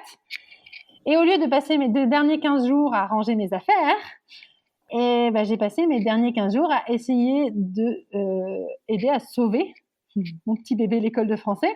Ouais. Pour pas qu'il coule, parce que clairement, on ne pouvait plus donner cours en présentiel. On a switché en ligne. Il fallait que les élèves suivent, parce que c'était donc une école de cours hors scolaire, en fait. Donc, c'est des cours du soir, des cours pour enfants en journée, mais voilà, en plus. Sachant qu'il y avait une rentrée au mois d'avril, puisque c'était par trimestre. Donc, il fallait que les gens ils switchent pour leurs cours qui restaient au mois de mars en ligne et qu'ils se réinscrivent derrière pour pas les perdre, pour que l'entreprise continue de tourner. C'était bien d'une certaine manière parce que ça m'a permis de tourner la page de manière en me disant, voilà, maintenant je donne toute mon énergie pour ce passage-là, pour que l'école me survive en fait. Et mon associé s'est occupé de tout ce qui était extérieur, des élèves, etc. parce que fallait pas trop qu'ils me voient parce qu'ils ne me verraient plus après. Et moi, je me suis occupée de la formation des profs, comment on fait un cours en ligne, qu'est-ce que les moyens techniques. Voilà. Aujourd'hui, ça nous paraît facile, mais à l'époque en 2020, on n'était pas si habitués à faire des choses en ligne. Il y a beaucoup de choses qui ont changé en 2 ans dans les pratiques, même des gens, de tout le monde, quoi. Et du coup, je me suis retrouvée au 1er avril, après avoir... Alors, oui, bien sûr, entre deux, ma fille n'était plus gardée à la crèche. Bah oui, du coup. Puisque les crèches sont fermées. Et mon fils non plus, qui avait repris la crèche. Donc, j'avais ça qui m'a demandé énormément d'énergie et mes 2 enfants à la maison. Donc, quand on est arrivé le 1er avril, j'étais en mode, c'est bien, je vais pouvoir me reposer un peu quand même, en fait. Et j'avais rendez-vous avec ma coach sur Zoom qui m'a dit, de toute façon, là, le marché d'emploi, il est complètement bloqué. Et la vie s'est arrêtée. La vie s'est arrêtée, on a cessé de recruter parce qu'on s'est dit, on va attendre que ça passe. Bon, si on nous avait dit que ça durerait des mois et des mois, ça aurait été différent, mais à cette époque, c'était un peu en mode, on va confiner 6 semaines, puis après, la vie va reprendre son cours, quoi. Oui, quelle naïveté. Et donc, du coup, ma coach m'a dit, écoutez, continuez de regarder, mais il n'y aura pas grand-chose. Est-ce que vous pouvez utiliser du temps pour vous former si vous voulez? Alors, du temps, j'en avais pas non plus beaucoup, puisqu'il y avait mes 2 enfants en bas âge à la maison, mais j'avais une journée par semaine, puisque mon mari était toujours avec son temps partiel du mercredi. Lui, il devait bosser en présentiel? Alors, lui, il devait bosser Alors, il travaillait à la maison, mais il devait bosser, par contre, il pouvait pas adapter parce qu'il était, comment on appelle ça en français? Personnel Essentiel. essentiel, ouais. Ok. En fait, mon mari travaillait à l'époque dans l'assistance des compagnies d'assurance qui rapatrient, etc., les gens en cas d'accident de voiture ou de maladie. Donc, il y avait du boulot. C'est ça. Donc, lui, il ne pouvait pas aménager ses horaires particulièrement, mais il ne travaillait pas le mercredi avant, il ne travaillait pas le mercredi non plus là. Et du coup, j'ai fait une formation en communication non violente. J'avais déjà fait des petites formations, mais là, c'était une vraie grosse formation. C'est quelque chose qui m'intéressait. J'avais parlé avec ma coach, elle a dit oui, ça peut être intéressant. Après, c'est peut-être pas exactement par rapport à ce qu'on a dit que vous vouliez chercher comme boulot, mais moi, j'avais vraiment envie de faire un truc qui me plaisait parce que je me suis dit, voilà, je prends ma seule journée où je m'occupe pas de mes enfants pour faire ça. Et en fait, alors, ce que je fais actuellement professionnellement m'est un peu arrivé malgré moi. S'il n'y a pas de business plan de base, ce qui s'est passé, c'est que j'ai toujours écrit. Et avant d'avoir donc l'école que j'avais une entreprise où je donnais des cours de français, mais aussi où je faisais du ghostwriting, où j'écrivais pour les autres en fait. D'accord, ok. J'ai aussi profité de cette période pour réécrire un peu plus en fait, parce que j'adore écrire, et aussi participer à des ateliers d'écriture en ligne, puisque tout était passé en ligne, donc ça tombait bien, j'ai passé certaines soirées. Et avec la communication non violente, la formation que j'étais en train de faire, j'ai eu un moment, une révélation en me disant, mais mon Dieu, si on utilisait les techniques de l'atelier d'écriture pour faire explorer ce qu'on a en soi au niveau émotion et besoin, pour se parler à soi-même avec la communication non violente. Parce que quand on pense communication non violente, on pense toujours parler aux autres, mais en fait, c'est déjà la manière dont on se parle à soi, en fait. La manière dont on perçoit, ça change totalement la manière dont on perçoit ce qui se passe en nous, les émotions, les envies, etc., et ce que ça dit de nos besoins. Et du coup, j'ai eu cette idée-là, en mode, si je faisais écrire les gens sur leur colère, par exemple, pour qu'ils l'aperçoivent différemment. Donc, utiliser les techniques de l'atelier d'écriture pour se faire parler à soi et faire échanger. Et je suis quelqu'un d'assez impulsif, donc j'en ai parlé sur mon Instagram, qui à l'époque, j'avais une petite communauté qui me suivait du temps où j'écrivais dans le domaine du mariage. Donc voilà, j'avais, je devais avoir 500 personnes qui me suivaient. Et j'ai dit, voilà, j'ai cette idée-là. Est-ce qu'il y en a que ça intéresse ? J'aimerais bien tester pour le fun. Et en fait, j'avais suffisamment de monde pour faire 2 groupes de tests. Donc, on a testé, c'était génial, j'ai adoré. Les gens m'ont donné des super retours et m'ont dit, et après ? Ah, et moi, j'ai pas réfléchi au et après. C'est ça, moi, je l'ai fait, voilà. Et en plus, je me rappelle, j'en ai parlé à mon mari en mode, non, mais peut-être que ça, c'est un truc que je pourrais faire, un projet professionnel entrepreneurial pour dans quelques années quand les enfants seront plus grands. Parce que de toute façon, je vais pas retourner dans l'entrepreneuriat, là, c'est pas possible. Sauf que les choses ont un peu comploté contre moi parce que j'avais écrit un guide sur le mariage il y a quelques années qui est numérique. Et tous les ans, fallait que je fasse une facture pour mes droits d'auteur. Ok. Sauf que j'avais plus d'entreprise pour le facturer. Ah, bah oui. Et qu'en plus, à ce moment-là, les Pays-Bas, la bonne blague, on dit oui, mais en fait, parce qu'en fait, on continue de payer la crèche sans que nos enfants y aillent. Et l'État nous remboursait. Sauf qu'à ce moment-là, ils se sont posé la question, oui, mais les gens qui n'ont pas droit à des aides de crèche, eh ben, en fait, on ne devrait pas les rembourser. Et moi, comme je n'étais ni salariée, ni au chômage, puisque, j'étais rien, j'avais plus le droit aux aides de crèche, en fait. Donc, j'ai eu un moment, non, je vais pas pouvoir en payer, à l'époque, c'était 1 600 € de garde de mes enfants. Ah, vache. Mais attends, c'est bizarre comme raisonnement. Les gens payent pour rien, mais s'ils n'ont pas d'aide, on va pas les rembourser. Mais ça n'a rien à voir avec les aides. C'est ça. Et en fait, l'autre truc, en plus, ça, ils y sont revenus, hein, bien sûr, parce que les gens ont râlé. Mais c'est que je continuais à toucher les aides, moi, parce que je n'arrivais pas déclaré, en fait, que mon changement de situation. Je dis, mais mon plus, et puis je me dis, non, mais c'était pas grave, parce que de toute façon, on paye pour rien, donc ils me rembourseront quoi qu'il arrive. Donc j'avais ce truc-là, parce qu'en fait, aux Pays-Bas, tu payes la crèche et tu es remboursé en fonction de ce que tu gagnes. Donc c'est très très cher la crèche, c'est 8,50 € de l'heure chez moi. C'est incroyable. Mais par contre, moi à l'heure actuelle, ça me dérange pas de parler d'argent puisque je suis devenue néerlandaise pour ça. On paye plus de 1 500 € de garde d'enfants. Par contre, on est remboursé presque 1 000 €, quoi. Ok. Faut les sortir quand même, hein. Du coup, pour nous, c'est dans les 500 € quoi, qu'on paye. Parce que du coup, les aides tombent avant. Ah, ok, voilà. ça marche. Donc, c'est quand même mieux fait. Ouais, c'est un peu bizarre de voir plein de sous sur ton, sur ton compte qui disparaissent 2 jours après. Mais voilà. Et du coup, il y avait cette idée de, là, si je trouve pas un boulot, je peux plus mettre mes enfants en crèche. Mais si je mets plus mes enfants en crèche, je peux pas trouver de boulot. Et aux Pays-Bas, c'est un pays d'entrepreneurs. J'avais déjà déclaré 2 entreprises. Je me dis, là, j'ai un projet. Je peux faire ça en attendant. Je vais déclarer une entreprise. J'ai le droit aux aides. Je peux avoir mes frais d'auteur.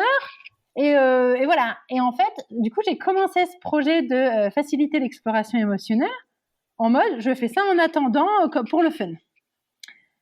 Et en fait, mes enfants sont retournés à la crèche, ça a commencé à se développer. Et un jour, mon mari dit, t'es plus obligé de faire semblant que tu cherches du boulot, en fait. T'en as. T'as l'air de t'éclater, t'es pas obligé. Et en fait, parce que moi, j'avais peur financièrement, parce que je m'en sortais pas encore. Enfin, ça me permettait pas de me dégager un vrai salaire, quoi. Toujours pas de manière, pas au niveau que j'avais avant aujourd'hui. Et on a fait les comptes. Et il m'a dit, non, mais vas-y, en fait. Ça te fait plaisir, on peut se le permettre, et vas-y.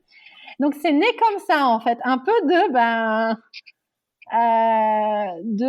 je sais pas si je me le serais autorisé, avec un business plan, quoi.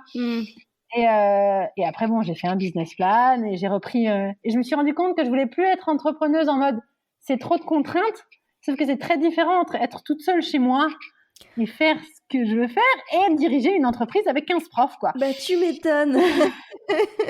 Un peu plus de liberté, peut-être. C'est ça. Voilà, donc c'est comme ça que j'ai commencé. Et donc au début, c'était juste une idée comme ça. Je vais croiser les méthodes de l'atelier d'écriture avec la SNV, et ce sera pas pour produire un texte comme un atelier d'écriture, mais ce sera comme support. Et puis j'ai mis le doigt dans le truc, puis j'ai commencé à me former, notamment sur ce qu'on appelle l'écriture expressive, sur ce que fait l'écriture face à ce qu'on ressent. Et donc il y a un psychologue américain qui a fait beaucoup de recherches là-dessus, notamment par rapport à la dépression, etc. Donc moi, je suis pas du tout dans le psychologique traumatique. Donc j'accompagne pas du tout les gens à ce niveau-là. C'est au-delà de mes compétences. Par contre, c'est intéressant de voir, parce qu'il y a beaucoup d'études sur l'écriture par rapport aux émotions sont par rapport au traumatisme. Donc tu dis oui, si ça fait de l'effet sur les gens qui ont quelque chose de traumatique, l'effet que ça fait pour des gens qui ont juste des émotions dont ils ne savent pas quoi faire, quoi. Oui. Et donc, en fait, moi, ce que je fais aujourd'hui, je parle plus trop d'ateliers d'écriture en soi, parce qu'on n'écrit pas tant que ça dans mes ateliers. L'écriture, elle est utilisée seulement pour faire sortir quelque chose et après la regarder et la partager, et que ça fasse écho aux autres, en fait. Donc, j'utilise beaucoup ce que j'appelle l'écriture intuitive, de dire, OK, je te donne une phrase, tu la complètes et t'écris ce qui vient, en essayant de vraiment écrire ce qui vient sans te poser 1000 questions. Pas parce que ce qui vient, c'est forcément la réalité profonde. Juste parce que comme ça nous fait une base pour après essayer de voir ce qui se cache derrière, en fait. Et en fait, au début, j'étais en mode, j'aide toute personne qui a envie de mettre des mots sur ses émotions. Et aujourd'hui, en fait, j'aide surtout des mères ou des futures mères à mettre des mots sur les émotions, parce que le prénatal et le postnatal, c'est une période de vulnérabilité émotionnelle. Oui, c'est un euphémisme.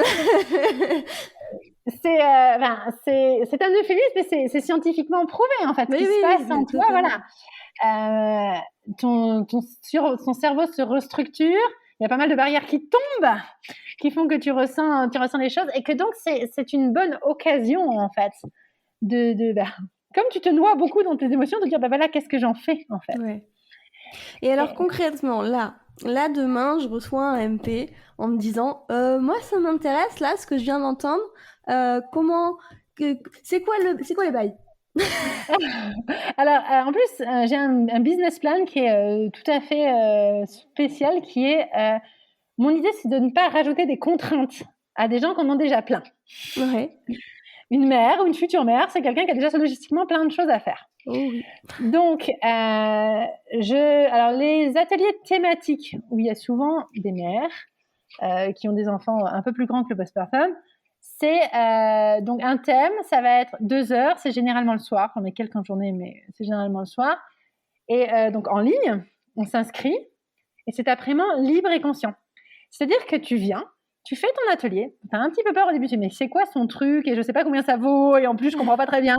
Je dis toujours voilà, c'est une expérience à faire en fait. Ouais. Le plus dur c'est de venir, tu viens, tu écris, tu partages ce que tu veux. Tu es vraiment super libre. Tu peux partir à tout moment, tu peux faire une pause. Et ça permet aussi d'enlever le truc, oui mais mon bébé risque de se réveiller, oui mais si je suis fatiguée, que tu vas te coucher. Je ne te demande aucune... T'as pas besoin de te justifier, en fait. Ouais. Tu fais ce qui est mieux pour toi.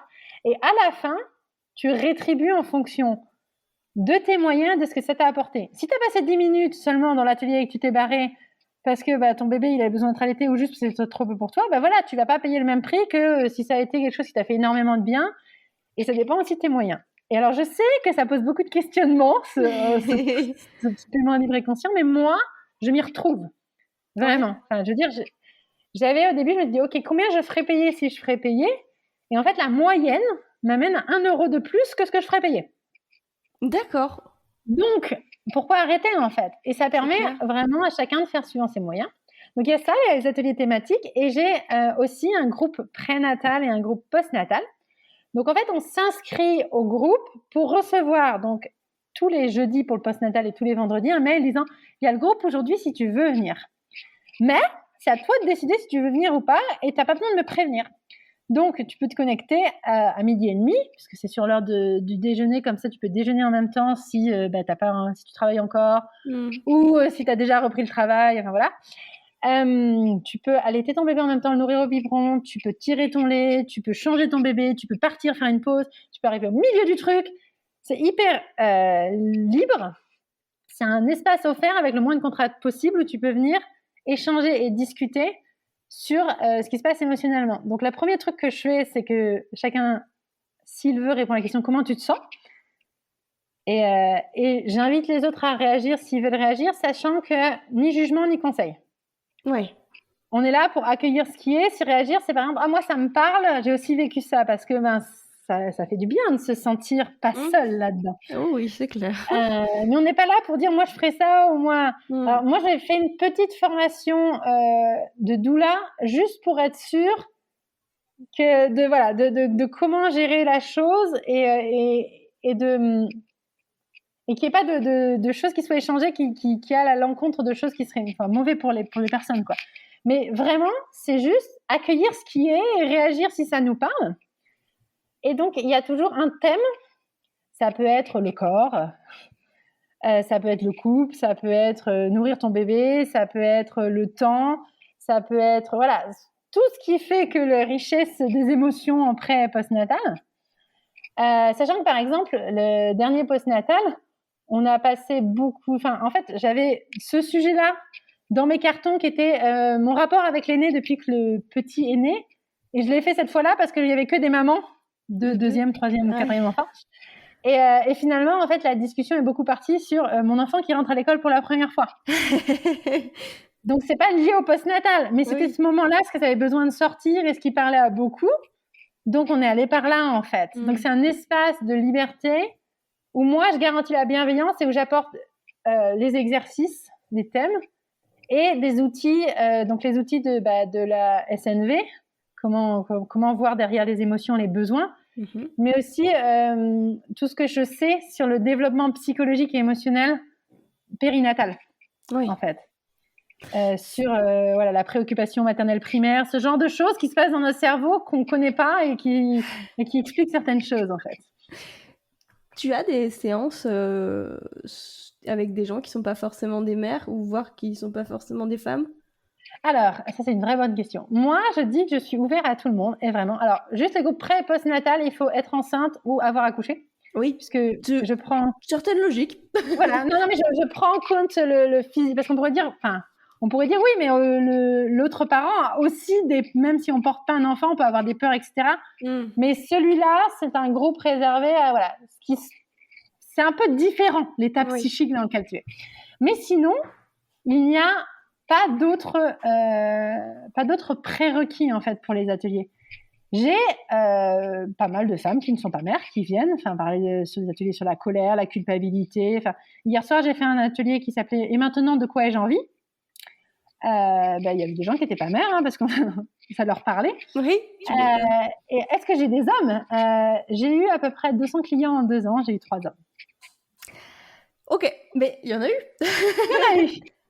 C'est un truc que j'aimerais bien parce que je pense qu'ils sont encore plus loin dans leur capacité à accueillir, appréhender et faire quelque chose de leurs émotions. Évidemment, pas tous, mais oui. Je pense que en moyenne, c'est ça. Et les hommes qui viennent, bon après du coup ils se retrouvent beaucoup dans des groupes de femmes, mais tu sens bien que le côté groupe, dans le monde patriarcal, sur la virilité, tu te sens super vulnérable quand tu parles de tes émotions, donc c'est encore plus compliqué quand quand on dit t'es un homme et tu pleures pas, et voilà, que t'as tout ce qu'on a intériorisé en soi, quoi. Ouais. Et alors où est-ce qu'on te trouve? On me trouve alors, je m'appelle Claire Schepers, c'est mon site internet, c'est mon Instagram. Alors, mon Instagram n'est pas un Instagram professionnel en soi. C'était mon Instagram où je partageais ma vie de mère et que je continue de partager ma vie de mère. Et je parle aussi de mon travail, en fait. Partager ma vie, en fait, pas que de mère. Parce que la maternité prend beaucoup de place. Et partout où je suis sous mon nom à moi, en fait. Je mettrai en description et sur Instagram et sur les plateformes, dans la description de l'épisode sur les plateformes, comme ça, si vous avez besoin, vous saurez où trouver ça. Et donc, comment ça va aujourd'hui? Aujourd'hui, ça va. Alors, mon fils a eu 3 ans cet été. Et depuis, je dirais, depuis quelques mois, mais j'ai l'impression qu'on est sorti du gros tunnel de 2 postpartum l'un après l'autre. Et bon, après, comme tout le monde, les dernières années ont été aussi compliquées parce que tu perds ton soutien. Oui. Je disais au début que ma belle-mère était quelqu'un qui avait été beaucoup là pour nous, donc elle est encore en vie, elle va très bien pour l'instant, elle est encore en rémission. C'est génial. Mais pendant le Covid, on n'a pas pu la voir parce que elle était fragile. Oui. Donc ça a été, je pense que ça a été dur, vraiment. 2 enfants en bas âge, c'est dur. 2 enfants qui dorment pas la nuit, c'est dur. Et maintenant, ils dorment la nuit. Généralement de 8h du soir jusqu'à 7h du matin, c'est merveilleux. Généralement, ça passe pas toujours comme ça. Et du coup, je vais super bien pour ça, en fait. J'ai une harmonie de vie qui est chouette. Je travaille 3 jours par semaine. Et j'ai toujours 2 jours seule avec mes enfants. Mon fils est donc 3 ans, donc il est là aussi le matin. Et ma fille finit l'école à 13h45. Et du coup, je la récupère à ce moment-là, ces jours-là. Donc, c'est plutôt chouette. La vie est douce avec moi. Parfois, j'ai un mini regret d'avoir dû tout enchaîner. Je me dis, j'aurais pu profiter plus des premières années si ça n'avait pas été si vite, quoi. Et en même temps, maintenant nos enfants ont à peu près le même rythme, on fait plein de choses et parfois je suis nostalgique du petit bébé, du poids-peau, mais quand même, c'est beaucoup moins intense maintenant. C'est chouette, j'aime bien entendre ça. Oula, j'espère que ça va pas faire un gros boom, je viens de me prendre mon micro. Mais c'est chouette, c'est cool. J'aime bien quand les gens vont bien, moi. Après, comment ça va, c'est une question qui peut varier d'une minute à l'autre, en fait, parce que les émotions, ça nous traverse. Oui, on est bien d'accord. C'est pour ça que là, je demande aujourd'hui. Je trouve ça important aussi. Je sais que tu connais le podcast, donc je sais que tu sais ce que je vais te demander. Si tu pouvais changer une seule chose dans notre société, ça serait quoi? J'y réfléchis. Il y a une part de moi qui est ultra éco-anxieuse, qui avait envie de dire non mais mon Dieu, bordel, il faut absolument que tout le monde se rende compte dans quelle situation critique on est. Et en même temps, après je me suis dit oui, c'est vrai, c'est peut-être l'urgence, mais si chacun était plus capable de comprendre et d'appréhender ce qui se passe en soi au niveau émotionnel, parce que en fait mon but dans la vie à l'heure actuelle, c'est d'aider les gens à comprendre, ils seraient beaucoup plus capables d'être mieux alignés avec eux-mêmes, mieux alignés ce qui se passe, et beaucoup plus du coup à l'écoute de ce qui se passe ailleurs. Et alors c'est hyper utopique, mais je me dis, on se rendrait compte, on serait beaucoup plus, là pour la planète, pour les autres, etc. Donc si j'étais capable de changer une chose, j'aimerais qu'on voit les émotions comme le super pouvoir que ça peut être en fait quand on arrive à mieux les vivre. Est-ce que ça peut faire de bien à soi, mais du coup aux autres et au monde? Rien que ça. Et pas la honte qu'essaye de nous faire croire. Il n'y avait pas le bon sens dans la phrase, mais je voulais dire qu'en gros, la société essayait de nous faire croire que les émotions, c'était pas bien, et que c'était honteux, et qu'il fallait les cacher. Je suis d'accord. Enfin, je suis d'accord avec toi, pas avec la société. Ok, merci beaucoup Claire, c'était hyper intéressant. J'adore beaucoup le concept de ton travail. C'est chouette. Moi, c'était la première fois quand on a discuté un petit peu, quand on s'est rencontrés, enfin, sur Instagram, que j'entendais parler de ça. Je pense pas que vous devez être beaucoup à le faire. Après, il y a des gens qui font des choses qui ressemblent. Oui. Et chacun apporte sa façon de faire, en fait. C'est chouette. Enfin... Ouais, c'est vraiment chouette. C'est chouette que tu t'éclates à faire ça. Enfin, je trouve que travailler dans un truc qui nous éclate, c'est quand même assez incroyable. Et c'est d'ailleurs ce que moi, je travaille à faire. Mais bon, on verra. Enfin, même si j'aime beaucoup mon travail. Mais bref, on parle pas de moi aujourd'hui. On parle de toi. Donc bref, tout ça pour dire merci beaucoup. Avec plaisir. Merci à toi de m'avoir écouté. Je suis très, très bavarde. On a fait 1h45. Mais... Et j'ai passé un très, très bon moment. Tu as dû le voir d'ailleurs. J'ai pas beaucoup réagi. Je buvais ce que tu disais, tes paroles. J'étais à fond. À bientôt, Claire. À bientôt.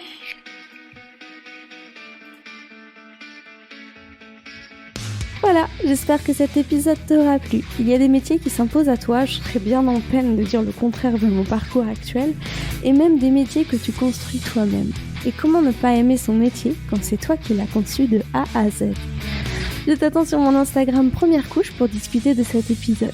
En attendant, si tu veux m'aider à développer ce podcast, tu peux me laisser 5 étoiles sur Spotify et Apple Podcasts ainsi qu'un commentaire. Ça m'aiderait vraiment, mais surtout, tu peux partager cet épisode autour de toi pour que, peut-être, il puisse aider une personne de plus.